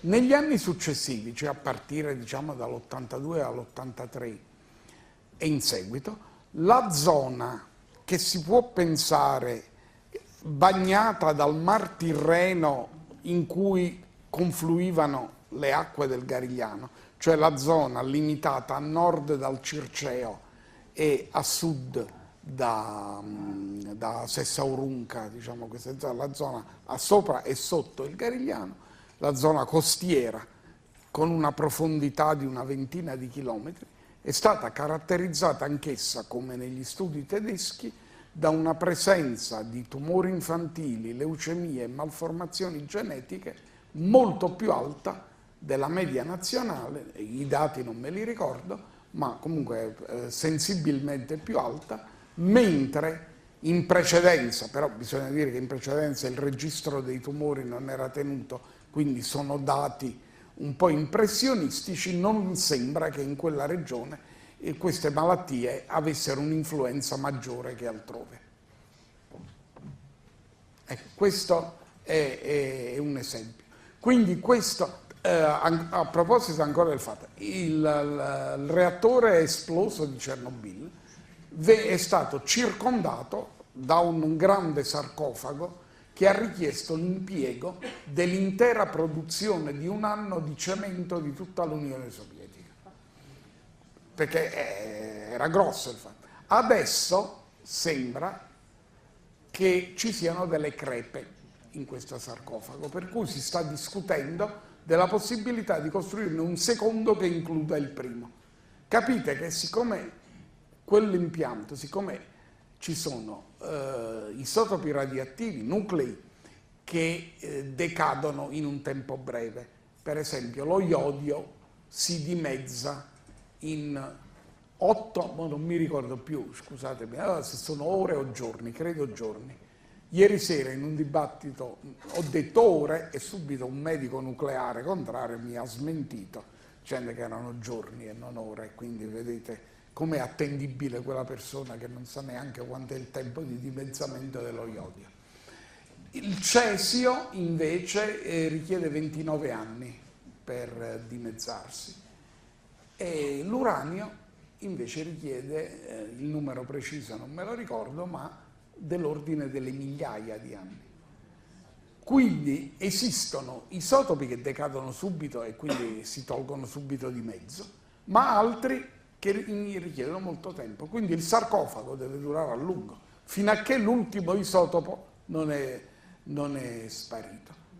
E quale manufatto umano può essere garantito per tempi così lunghi? Quindi il costo è sempre una cosa aleatoria, perché chi ci dice che tra 50 anni non devo rifare di nuovo il sarcofago? Inoltre il sarcofago non può essere lasciato a se stesso. Perché? Perché bisogna tenerlo d'occhio, bisogna vedere che non si sono aperte vie di fuga della radiazione, quindi deve essere sorvegliato, quindi ci vuole del personale, che deve essere anche personale qualificato, il quale, voglio dire, siccome il lavoro da fare è un lavoro di mera sorveglianza, tutta la storia assomiglia un po' al deserto dei Tartari, cioè persone altamente qualificate che stanno lì a spiare che accada qualcosa. Chiaramente non è una prospettiva di lavoro molto entusiasmante, per cui l'unica possibilità di averli è pagargli un sacco di soldi, altrimenti nessuno accetterà di andare a fare questo lavoro e questo entra nei costi. Quindi capite che si apre un pozzo senza fondo in cui tutte le indicazioni di cifre che può dare sono cifre presuntive che rischiano di essere smentite. Infatti proprio stamattina leggevo sul giornale che probabilmente la cifra di 100 miliardi di euro che io ho citata nel mio video e che avevo letto quel giorno sul giornale era la cifra prevista dal governo tedesco, secondo alcuni deve essere almeno raddoppiata. Non vorrei essere nei panni della Francia che ce n'ha 59, di cui molte sono già anziane. E vi voglio dire che un mio collega che è ingegnere francese, è ingegnere all'Électricité de France, mi ha detto che loro vivono nel terrore che capiti un qualche incidente, perché 34 sui 59 reattori francesi non soddisfano i criteri fondamentali di sicurezza, secondo l'Électricité de France. Questa informazione è tenuta riservata. Professore, una domanda. Ascolti, non pensa che quindi dai dati che lei ha delineato molto chiaramente, la conseguenza dell'esistenza delle centrali sia solamente l'effetto, ma la causa primaria sia la deterrenza di un potere di poter portare a distruzione un probabile effettivo avversario? Primo. Secondo, la riottosità con cui le autorità governative italiane vogliono a tutti i costi portare avanti il programma nucleare, non pensa dipenda dal fatto che un terzo del debito pubblico italiano è detenuto interamente nelle mani dei francesi? Terzo, non pensa che i francesi vadano a smaltire le loro scorie nucleari nei deliziosi atolli del Pacifico, per cui vanno a portare questi rifiuti, diciamo, in casa di altri, però senza preoccuparsi delle conseguenze, oppure sapendolo e mentendolo fanno morire queste persone negli atolli del Pacifico? Quindi alla fine non possiamo dire che i francesi in realtà sono i responsabili principali della situazione per cui oggi in Italia dovremmo ricevere le loro centrali nucleari di terza generazione, perché loro devono andare avanti con la quarta generazione e quindi devono avere sempre un piedino sopra di tutti gli altri. Queste sono domande un po' capziose, però visto che lei ha fatto una dissertazione molto chiara che non ha sono d'accordo. ideologiche. Cioè, secondo me, storicamente le centrali nucleari sono state installate come sottoprodotto dell'attività per fare le bombe atomiche, questo non c'è alcun dubbio, secondo me. Vorrei dire che però i francesi hanno dei validi, come si dice, rivali, non sono gli unici. Non vorrei sottovalutare il ruolo degli inglesi, degli americani e dei russi. Cioè, non è che se togliamo i francesi va tutto bene. Cioè, esiste una competizione in questo posto tra i prodotti. A proposito, questa domanda mi induce anche a sottolineare una cosa. Si dice comunemente che da parte dei sostenitori dell'opzione nucleare che il ricorso al nucleare serve a togliere l'Italia dalla dipendenza che altre fonti danno, perché la dipendenza sarebbe il fatto che dobbiamo comprare il petrolio dai paesi del Medio Oriente o dalla Russia o da altri paesi, o paesi africani, eccetera. E questo creerebbe una dipendenza dell'Italia. E la dipendenza dell'industria nucleare è ancora maggiore, perché se pensate, l'uranio, le miniere di uranio esistono in 4 paesi al mondo, sì, così come il petrolio esiste in un numero non grande di paesi. L'uranio è in un numero ancora minore di paesi. L'uranio si trova nel Niger, che è un protettorato francese, infatti il loro uranio i francesi lo estraggono dal Niger, nella Repubblica del Congo, nel Sudafrica e nel Canada. E sembra che ci siano giacimenti rilevanti anche nel Kosovo. Basta. Quindi l'Italia non produce uranio, quindi non è che passando dal petrolio all'uranio si elimina la dipendenza, questo per le materie prime, ma c'è una dipendenza maggiore per gli impianti, perché per il petrolio noi dipendiamo unicamente per la materia prima, perché poi le raffinerie ce le facciamo noi. Invece i reattori nucleari, al mondo esistono solo 4 compagnie che producono reattori nucleari, 4, e nessuna è italiana. 4 sono l'Areva francese, la General Electric americana, una giapponese che non mi ricordo qual è e una russa. Basta, non ce ne sono più. Quindi più dipendenza di così. Dalla domanda che lei ha fatto, lei ha sottolineato la particolare dipendenza, perché il piano nucleare elaborato dal governo italiano essenzialmente era un piano in connessione con la Francia, la quale naturalmente cerca di ripartire sugli altri paesi europei i costi che neanche lei ormai riesce a sopportare di questo investimento industriale, investimento nucleare, e quindi cerca altri paesi su cui ripartire la spesa. E ci sta l'Italia da questo punto di vista. Però la scelta francese è diventata, grazie alla peggiore qualità dei reattori francesi, diciamo le cose come stanno, piuttosto discutibile, per cui si sta affermando adesso tra i nuclearisti governativi l'opzione americana, cioè di comprare il generatore General Electric invece di quello e si dice perché quello della General Electric è più piccolo, e quindi essendo più piccolo, mentre quello francese è gigantesco, essendo più piccolo se esplode fa meno danno. Però siamo lì, insomma. Professore, una precisazione, se non vado con la memoria sbagliata. Quando parla del tempo di dimezzamento del cesio, per esempio 30 anni, no? Sì. Non significa che dopo 30 anni sia eliminato. No, si è ridotto a metà. Sì. Quindi calcoli perché si riduca in quantità diciamo apprezzabili, deve fare 4 volte il tempo di dimezzamento, in maniera che si è ridotto a qualche percento. E l'uranio 5600 anni, dopo 5.000. Ecco, questa è una ragione, perché è facile aprire baldanzosamente il nucleare, ma creando che si crea una dipendenza dell'umanità che non si... Cioè, se io faccio anche una cosa sporca e inquinante, una terribile raffineria, l'errore lo posso correggere velocemente. La chiudo, la demolisco, è finita. Con la centrale nucleare no, perché ci stanno tutti questi tempi lunghissimi. Se io faccio l'errore oggi di costruire una centrale nucleare, poi la cosa me la tengo per centinaia di anni.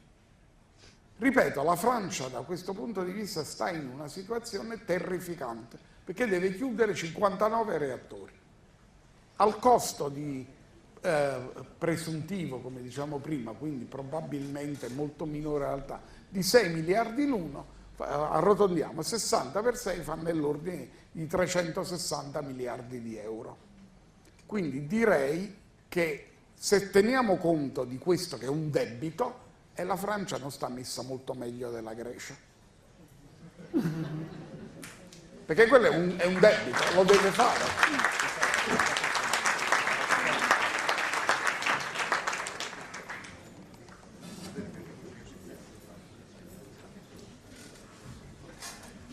A proposito, noi siamo contro il nucleare, vero? Che lo mandino in cantina. Vorrei fare due domande. Sì. Una è una curiosità. Si dice che il governo, adesso ovviamente in carica in Italia, insista fortemente sulla costruzione delle centrali nucleari perché ci sono società che già hanno investito e stanno già preparando la costruzione di queste centrali. Perché mi hanno detto che per esempio qui vicino a un Falcone stanno già portando dei pezzi per costruire una centrale nucleare. Questa è una domanda, quello di chiederei se è vera questa cosa. Un'altra cosa va in parallelo all'energia nucleare, cioè l'energia fotovoltaica. Si sente anche tanto dire che ci saranno grossi problemi con lo smaltimento dei pannelli fra una trentina d'anni. È vera questa cosa o sono tutte quante? Nella seconda cosa è probabilmente vera, però bisogna dire che il fotovoltaico si trova ancora in una fase primitiva di sviluppo ed è possibile che ci siano dei forti progressi per cui la quantità di silicio necessaria per unità di potenza possa essere grandemente ridotta. Cioè, questo è vero per le prime applicazioni del fotovoltaico in cui la resa, diciamo, per metro quadro di superficie era bassa. Però mi dicono, io non sono esperto del settore, che sono possibili nuove realizzazioni in cui la stessa quantità di energia si produce con una superficie molto minore. Comunque voglio dire che il fotovoltaico non è l'ultima parola in materia. Io parlo di energie rinnovabili in generale. È probabile che neppure il fotovoltaico sia l'ultima parola in materia. Io insisto molto su sorella acqua.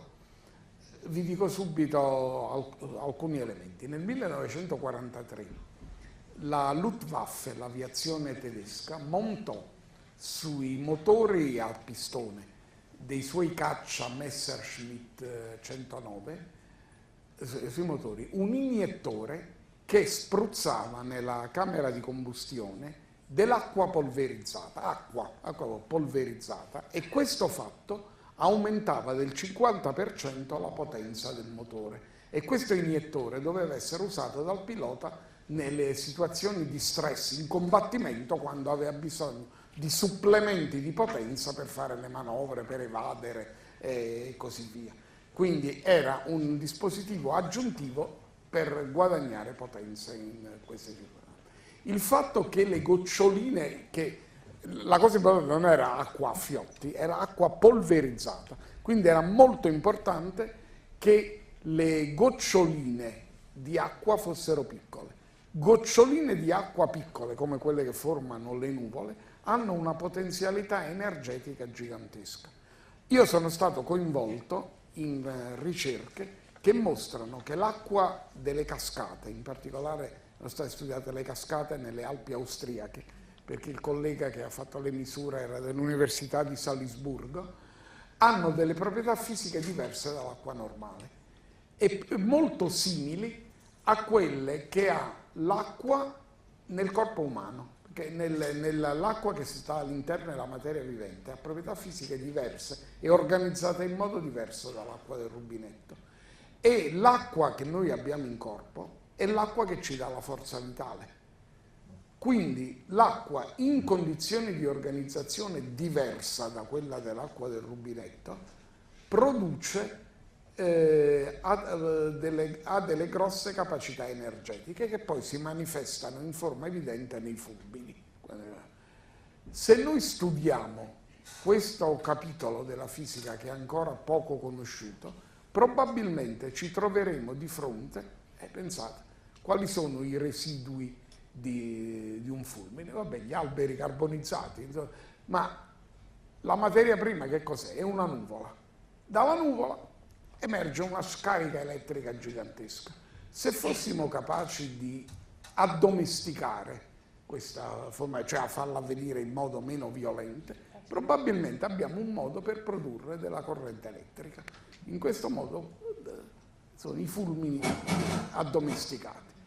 Io suggerirei di guardare in questa direzione per avere una fonte di energia sufficientemente densa, perché non c'è dubbio che l'energia liberata da un fulmine è estremamente densa e maneggevole, quindi che non dà luogo alla produzione di centrali, dà luogo alla produzione di generatori, che non produce materiali strani, l'acqua si trova dappertutto, quindi non è monopolio di paesi in particolare, e soprattutto lascia tranquilli i nuclei e quindi non va a calpestare la coda della tigre.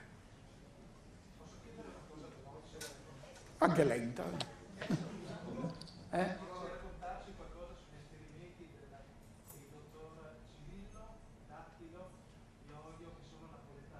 Sì, abbiamo fatto un lavoro a cui ho partecipato anch'io. Corrisponde a questo. Beh, è forse un passo intermedio per i fulmini. Cioè, se si prende un recipiente in cui c'è una struttura concentrica circolare, cioè l'anodo è una sorta di vasto, di rete circolare, e il catodo è un asse centrale, è fatto di tungsteno, ed è circondato da una sottile guaina in modo da creare un intercapedine tra l'asse metallico e quindi c'è un intercapedine in quella. Si mette in questo recipiente una soluzione satura di carbonato di potassio e le concentrazioni sono... In elettrochimica c'è una legge che dice che su un elettrodo gli ioni si depositano una specie per volta. Cioè, se io ho simultaneamente ioni idrogeno e ioni potassio, non è che sull'anodo, sul catodo si depositano tutte e due alla rinfusa, si deposita prima l'idrogeno e quando si è depositato tutto l'idrogeno parte il potassio. Questa è una legge fondamentale dell'elettrochimica.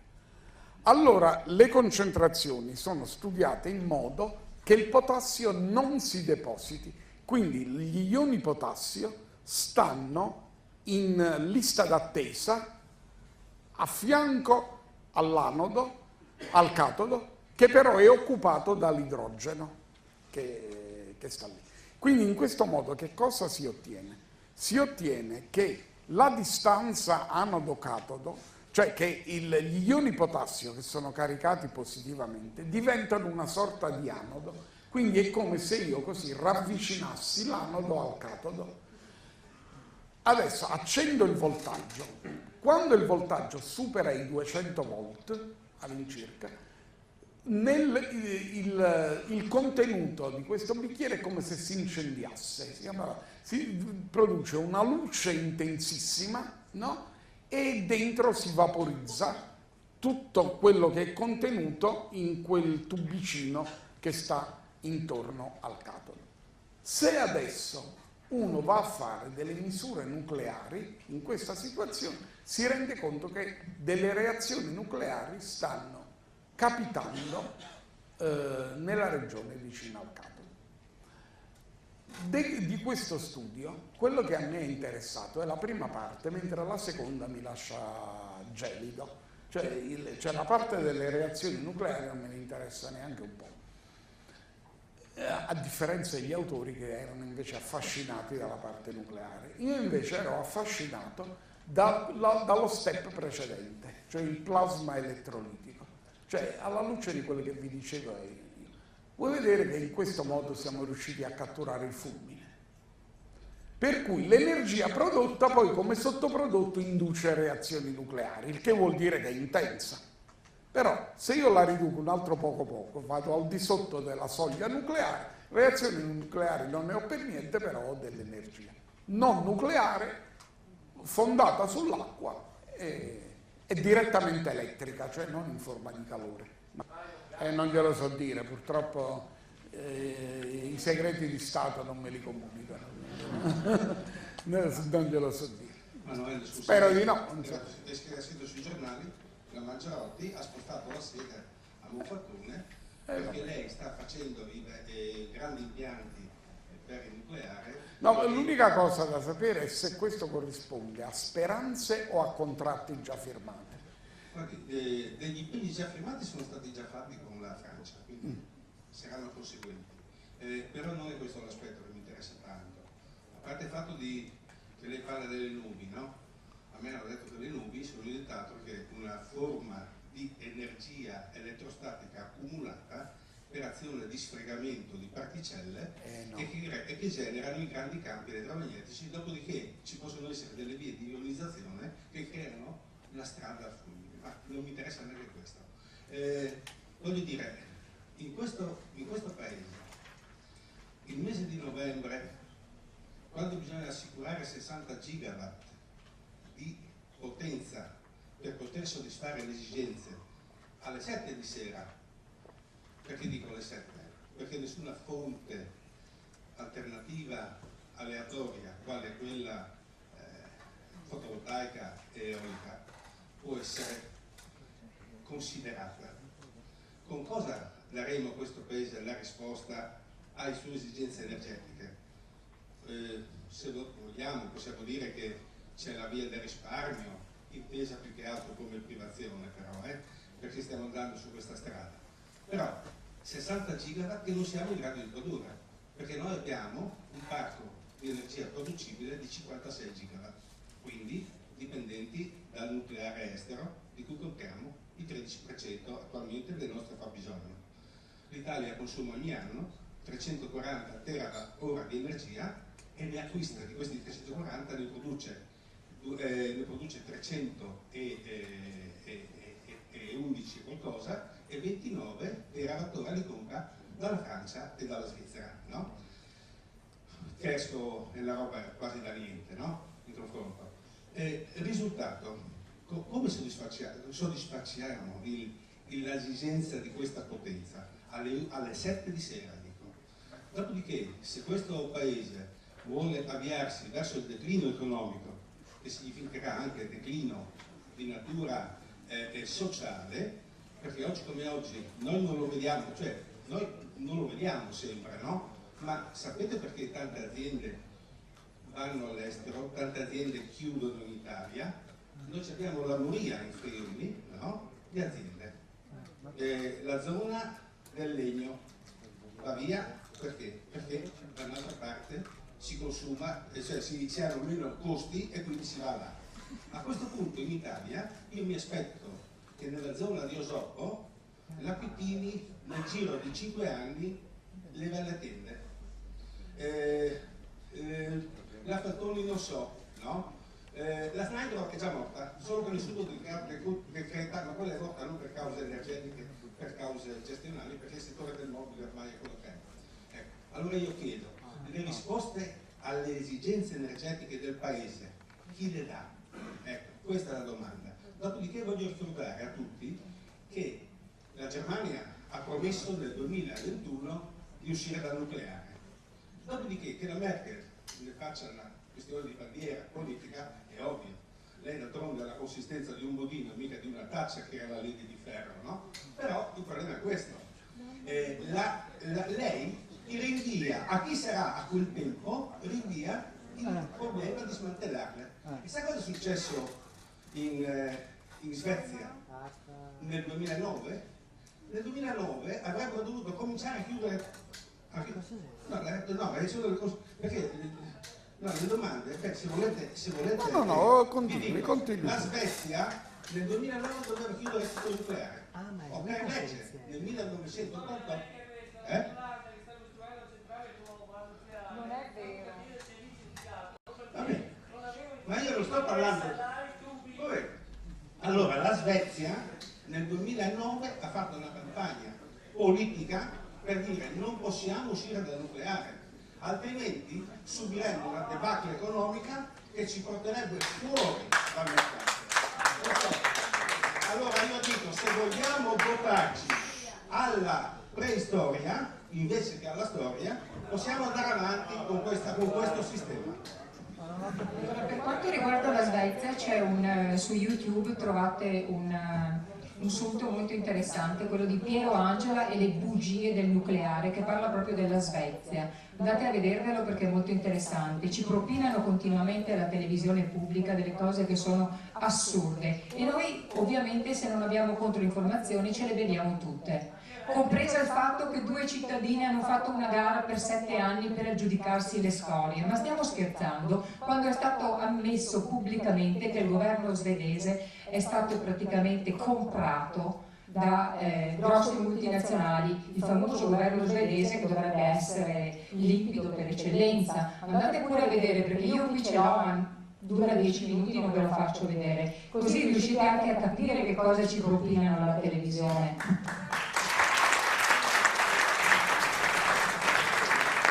A proposito della Germania, vorrei dire che la legge che poneva il 2022 come termine per l'attività nucleare era stata proposta e approvata dal governo Schröder, socialdemocratico e verde. Quando questo governo è stato sostituito dal governo della Merkel, democristiano e liberale, questo governo ha spostato di 20 anni in avanti questo termine. Però oggi, sulla base dell'evoluzione interna della società tedesca e con il contributo anche dell'emozione generata da Fukushima, che però ha svolto un ruolo secondario in questo, il ruolo principale l'ha svolto l'evoluzione dell'industria tedesca, che ha dato luogo a uno sviluppo velocissimo delle energie rinnovabili, su cui ci sono stati massicci investimenti. Proprio il governo della Merkel, che aveva rovesciato la sua decisione, e non è una promessa demagogica, hanno approvato una legge. Questa legge è stata votata dal Consiglio dei Ministri qualche giorno fa, giovedì va con procedura d'urgenza, giovedì della prossima settimana, al Bundestag e entro fine mese va al Bundesrat, quindi per la fine di giugno diventa legge dello Stato. E non ha nessuna possibilità di essere inedita perché prende il programma dell'opposizione, quindi se anche la Merkel cadesse e venisse sostituita da una coalizione opposta, questa coalizione certamente non ripristinerebbe il nucleare. Quindi esiste il più totale consenso politico su questa legge. Quindi non c'è nessuna speranza da parte dei sostenitori dell'atomo che la Germania rientri nel nucleare. Oltretutto, il 2022 è la data in cui sarà smantellata l'ultima centrale, perché delle 17, 8 sono state già spente. Quindi oggi non ce ne sono più 17, in Germania ce ne sono 9. Quindi l'economia tedesca già si trova con un vuoto di metà, perché metà dei reattori nucleari tedeschi sono stati già spenti e al momento attuale sono spenti. E il problema è il timing degli altri 9 che verranno spenti nel corso del tempo. Per quanto riguarda i dati sulle potenze installate, eccetera, io non sono un ingegnere e quindi cito le cose che mi hanno detto. E mi ha detto appunto un ingegnere che ha un'alta carica nell'Enel che non è vero che l'Italia abbia bisogno di costruire nuove centrali di alcun genere, perché la differenza tra la potenza, la capacità produttiva e la produzione effettivamente erogata è tale che non richiede nuove centrali. Lui mi ha dato i dati, quindi io non li ripeto perché sono un incompetente in materia, però lui dice che, e lui certamente è un esperto, che è una fesseria il fatto di dire che l'Italia oggi ha bisogno di energia, e aggiunge che il fatto che noi compriamo il 13% della nostra energia elettrica dalla Francia non dipende da una necessità, perché noi non ce l'abbiamo, perché noi la potremmo produrre benissimo, ma dato che la Francia vende energia elettrica sotto costo, la vende sotto costo perché è obbligata a vendere l'energia dei suoi reattori nucleari, noi facciamo un affare comprando. Se la Francia non ce la vendesse più, noi non avremmo alcuna difficoltà a aumentare la percentuale di carico delle nostre centrali e sopperire a questo 13%. Quindi noi non siamo al momento assolutamente... Oltretutto, se il programma nucleare per avventura passasse e fosse attuato, la prima centrale nucleare entrerebbe in funzione tra 15 anni. Quindi per 15 anni comunque centrali nucleari non ce ne sarebbero, perché supponendo, per assurda ipotesi, che il referendum vada male e che il governo decida all'istante di far partire la procedura, tra il momento in cui parte la procedura e il momento in cui la centrale produce il suo primo kilowattora passano 15 anni. Quindi e passeranno anche sui nostri corpi prima, perché da qui a 15 anni, con tutte le possibilità e gli sviluppi che abbiamo capito di queste energie, passerà. Quindi gli unici che in questo fatto spingono è il partito dei grandi affari. Io infatti non penso, neanche nel caso di successo politico del governo, che le centrali nucleari saranno mai costruite, perché costano tanto. Oltretutto l'Italia non ha più, perché tutti quelli che lo sapevano fare sono andati in pensione. L'Enea non ha nessuna capacità di gestire impianti nucleari o di sorvegliare. Non esiste. Allora perché insistono tanto? Per spendere i soldi. Poi magari le centrali nucleari non arrivano a buon termine. Tanto per darvi un numero, dei 25 miliardi di euro previsti per la prima fase del piano, 10 miliardi sono opere civili, perché come avrete capito da quello che vi ho detto, il grosso degli impianti nucleari non sono impianti complicati, sono i muri di cemento giganteschi e i muri di cemento chi vogliono dire? Vogliono dire industria altamente qualificata, niente affatto, vuol dire Caltagirone. Capite perché suo genero l'onorevole Casini è a favore del nucleare? Perché il suo genero avrebbe certamente una grossa parte dei 10 miliardi di euro che vanno in opere civili. E dato come si fanno le opere civili in Italia, chi si fida della solidità dei muri costruiti da Caltagirone?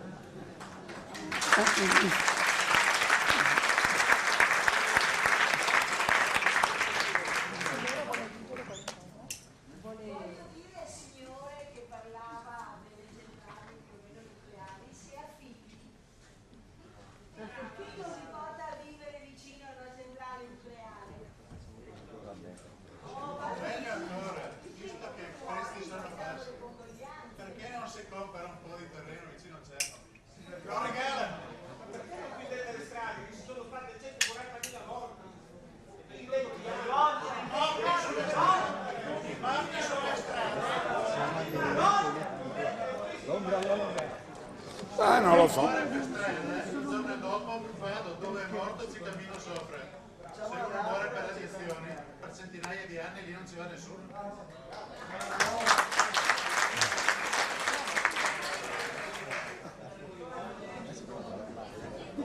Non è che si muore per le strade come le mosche qua in Italia.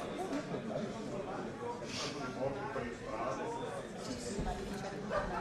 Faremo una conferenza. No, ma se abbandoniamo questi discorsi desueti sulle vecchie forme di energia, nel futuro, nel campo delle energie rinnovabili, si apre una prospettiva gigantesca che finora è rimasta compressa per l'esistenza di... Ma prima ci liberiamo di questo mito delle supercentrali e meglio è.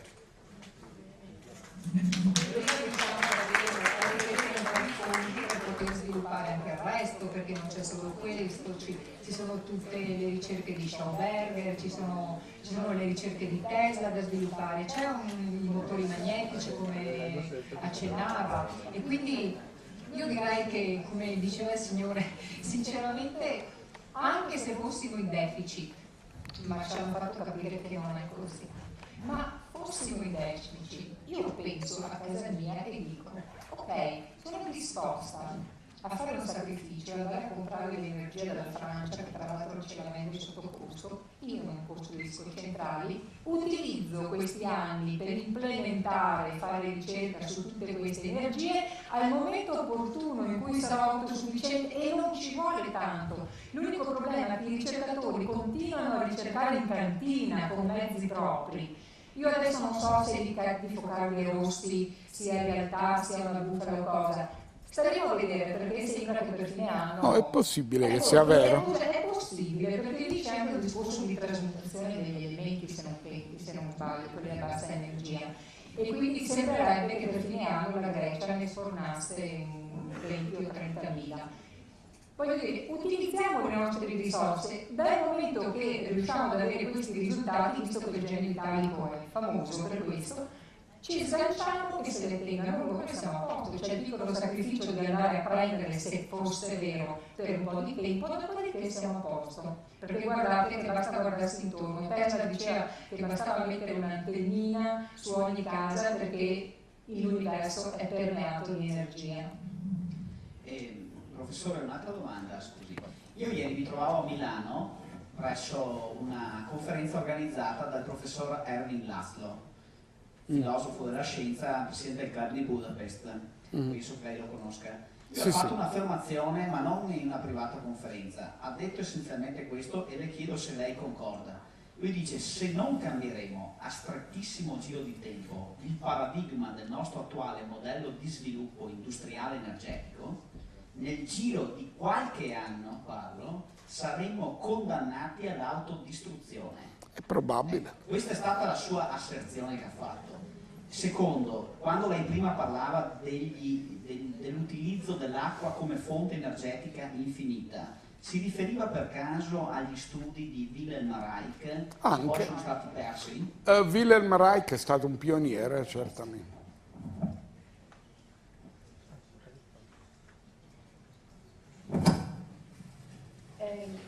Facciamo l'ultimo intervento.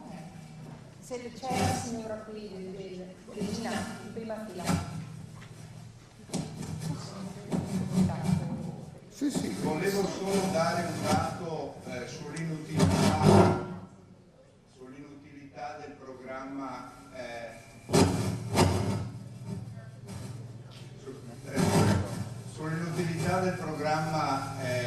collettivo dell'energia nucleare. Noi abbiamo, come diceva il Signore, un picco di consumo invernale o estivo di circa 56 gigawatt in Italia. Abbiamo installato 103 gigawatt, quindi abbiamo praticamente la metà in eccesso.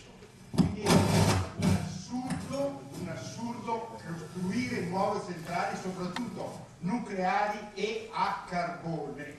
Ma questo è esattamente quello che mi diceva l'amico ingegnere dell'Enel che ho citato prima. Io non sono così familiare con l'ingegneria elettrotecnica da dire queste cose, però a me sembrano ragionevoli. Cioè lui mi diceva che l'Enel dispone di sufficienti riserve per fronteggiare ogni concepibile aumento della domanda e che il battage per fare le nuove centrali è un battage essenzialmente mosso dal partito delle grandi opere che deve guadagnare. Volevo aggiungere solo due cose. La Francia, con tutte le sue risorse nucleari, è costretta ad importare, in genere dalla Germania, energia per i suoi picchi di consumo, perché l'energia nucleare è fissa, non è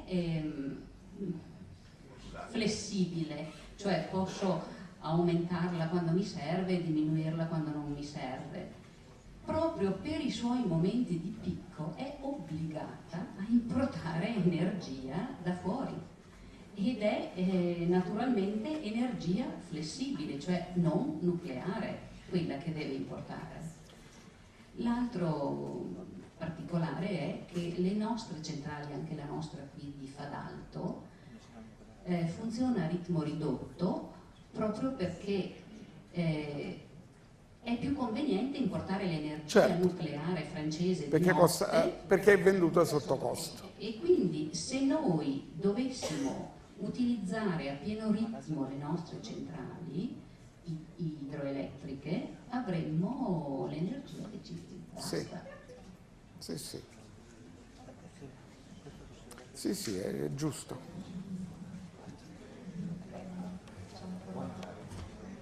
Una domanda semplice e leggera un po' più. Ma a cantine in Italia rispetto al resto del mondo come siamo messi con la ricerca? Siamo confrontabili per la fusione fredda rispetto agli altri? Siamo avanti, siamo indietro? Direi abbastanza avanti. Siamo meglio.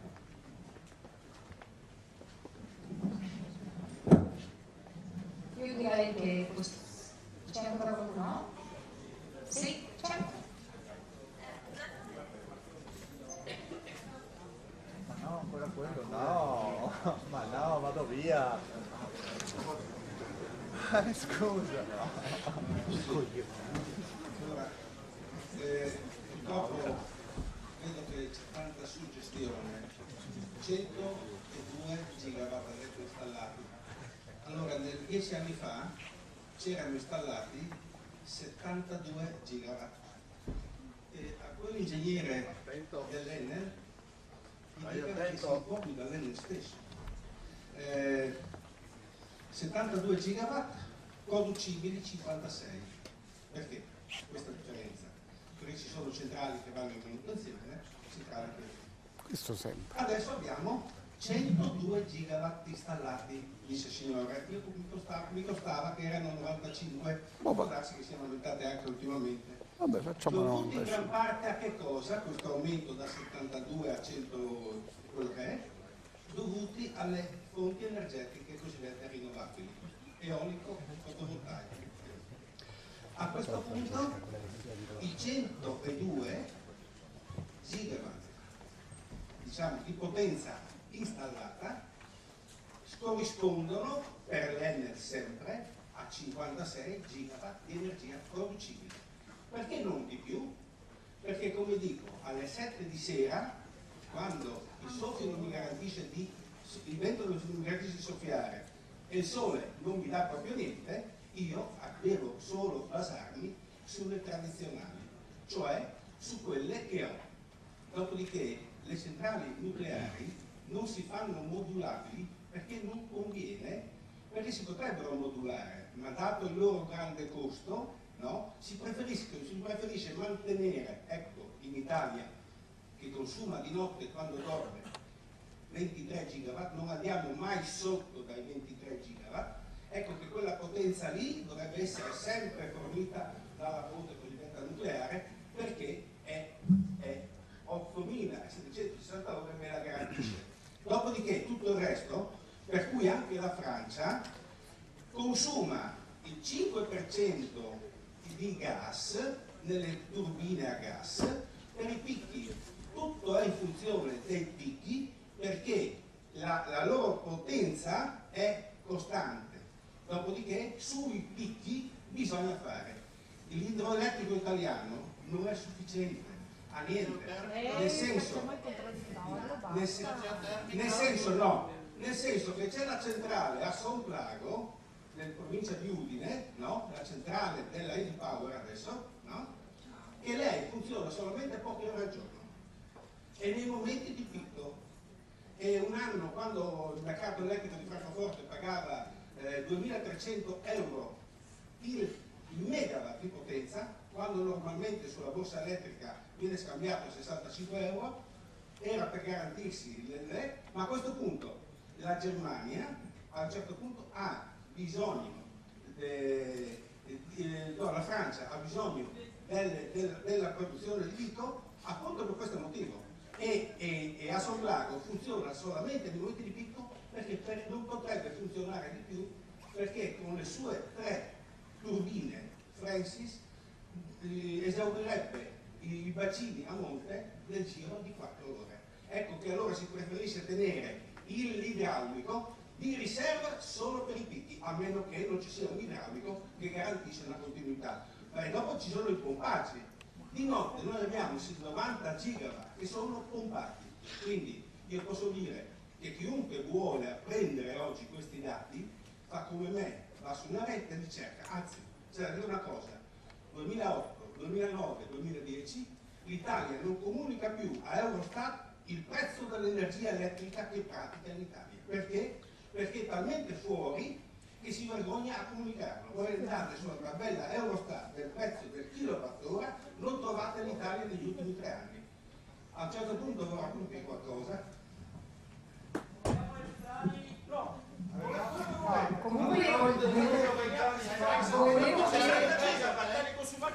Voglio dire una cosa, il problema del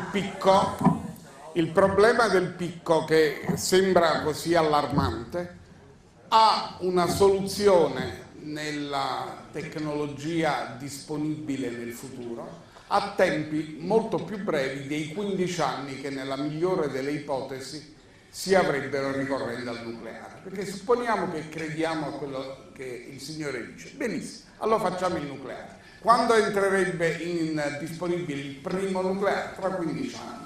In meno di 15 anni abbiamo un'alternativa? Sì. Qual è questa alternativa? È un'alternativa di cui si è parlato negli anni scorsi a lungo.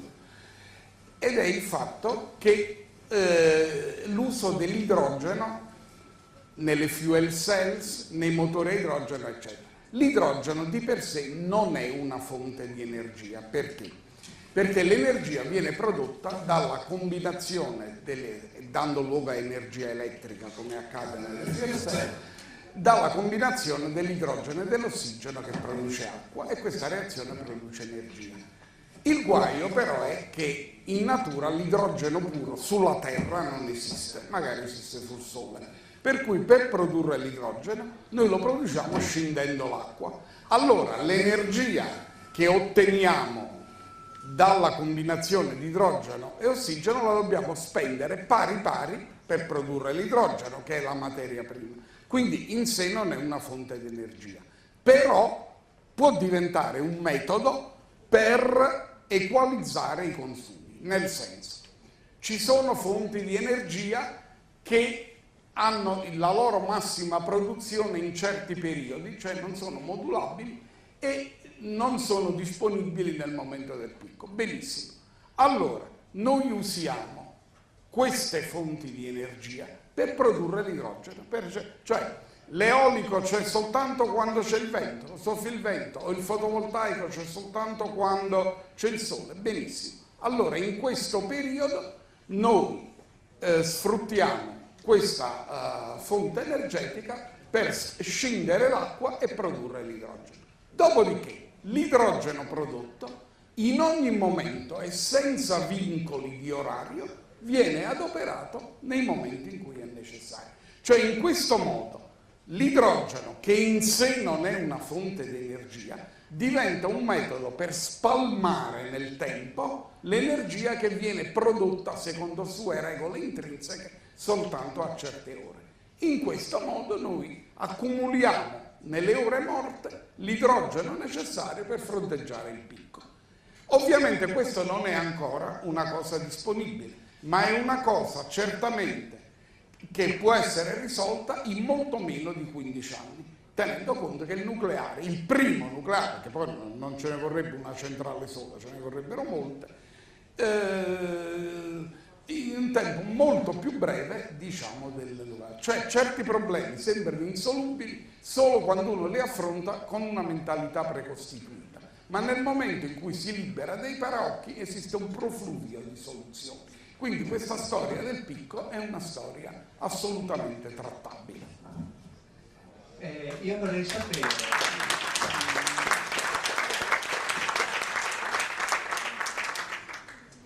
Per curiosità, nel frattempo negli Stati Uniti cosa si fa e a che livello è il dibattito negli Stati Uniti? La cosa bella è che negli Stati Uniti sono molti decenni che non si costruisce nessuna centrale nucleare, però simultaneamente, e questa sarebbe una contraddizione, c'è un profluvio di iniziative, di studi, eccetera, a cui non è estraneo il presidente Obama, sul fatto che bisogna fare il nucleare. Bisogna fare il nucleare, però il nucleare non si fa. L'ultima centrale nucleare negli Stati Uniti è entrata in servizio 30 anni fa. Da allora non ne hanno fatto nessuna in più. Come si capisce questa contraddizione? Si capisce questa contraddizione col fatto che da un lato il mercato interno ormai è saturato e il nucleare non è assolutamente conveniente rispetto alle altre fonti. Però si dà il caso che gli Stati Uniti sono uno dei 4 produttori mondiali di reattori nucleari e li debbono vendere e li debbono sbolognare a qualcuno. E chi compra un reattore nucleare se chi lo produce a sua volta non ne compra nessuno? Allora loro debbono fare la figura che hanno un programma nucleare per poter mettere i propri produttori in condizioni di venderlo all'estero. Dopodiché loro per sé non se ne fanno.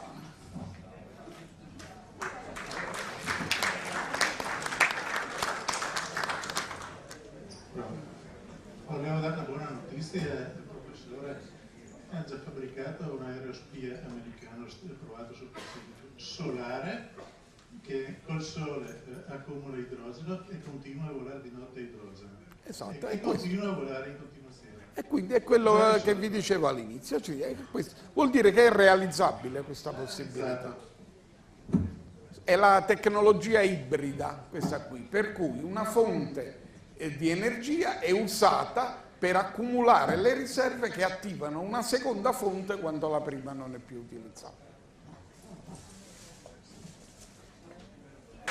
È molto giusto e penso anch'io che senza sacrificare nessun bisogno il nostro consumo energetico potrebbe molto diminuire e quindi il risparmio energetico può essere la nuova e più importante fonte energetica.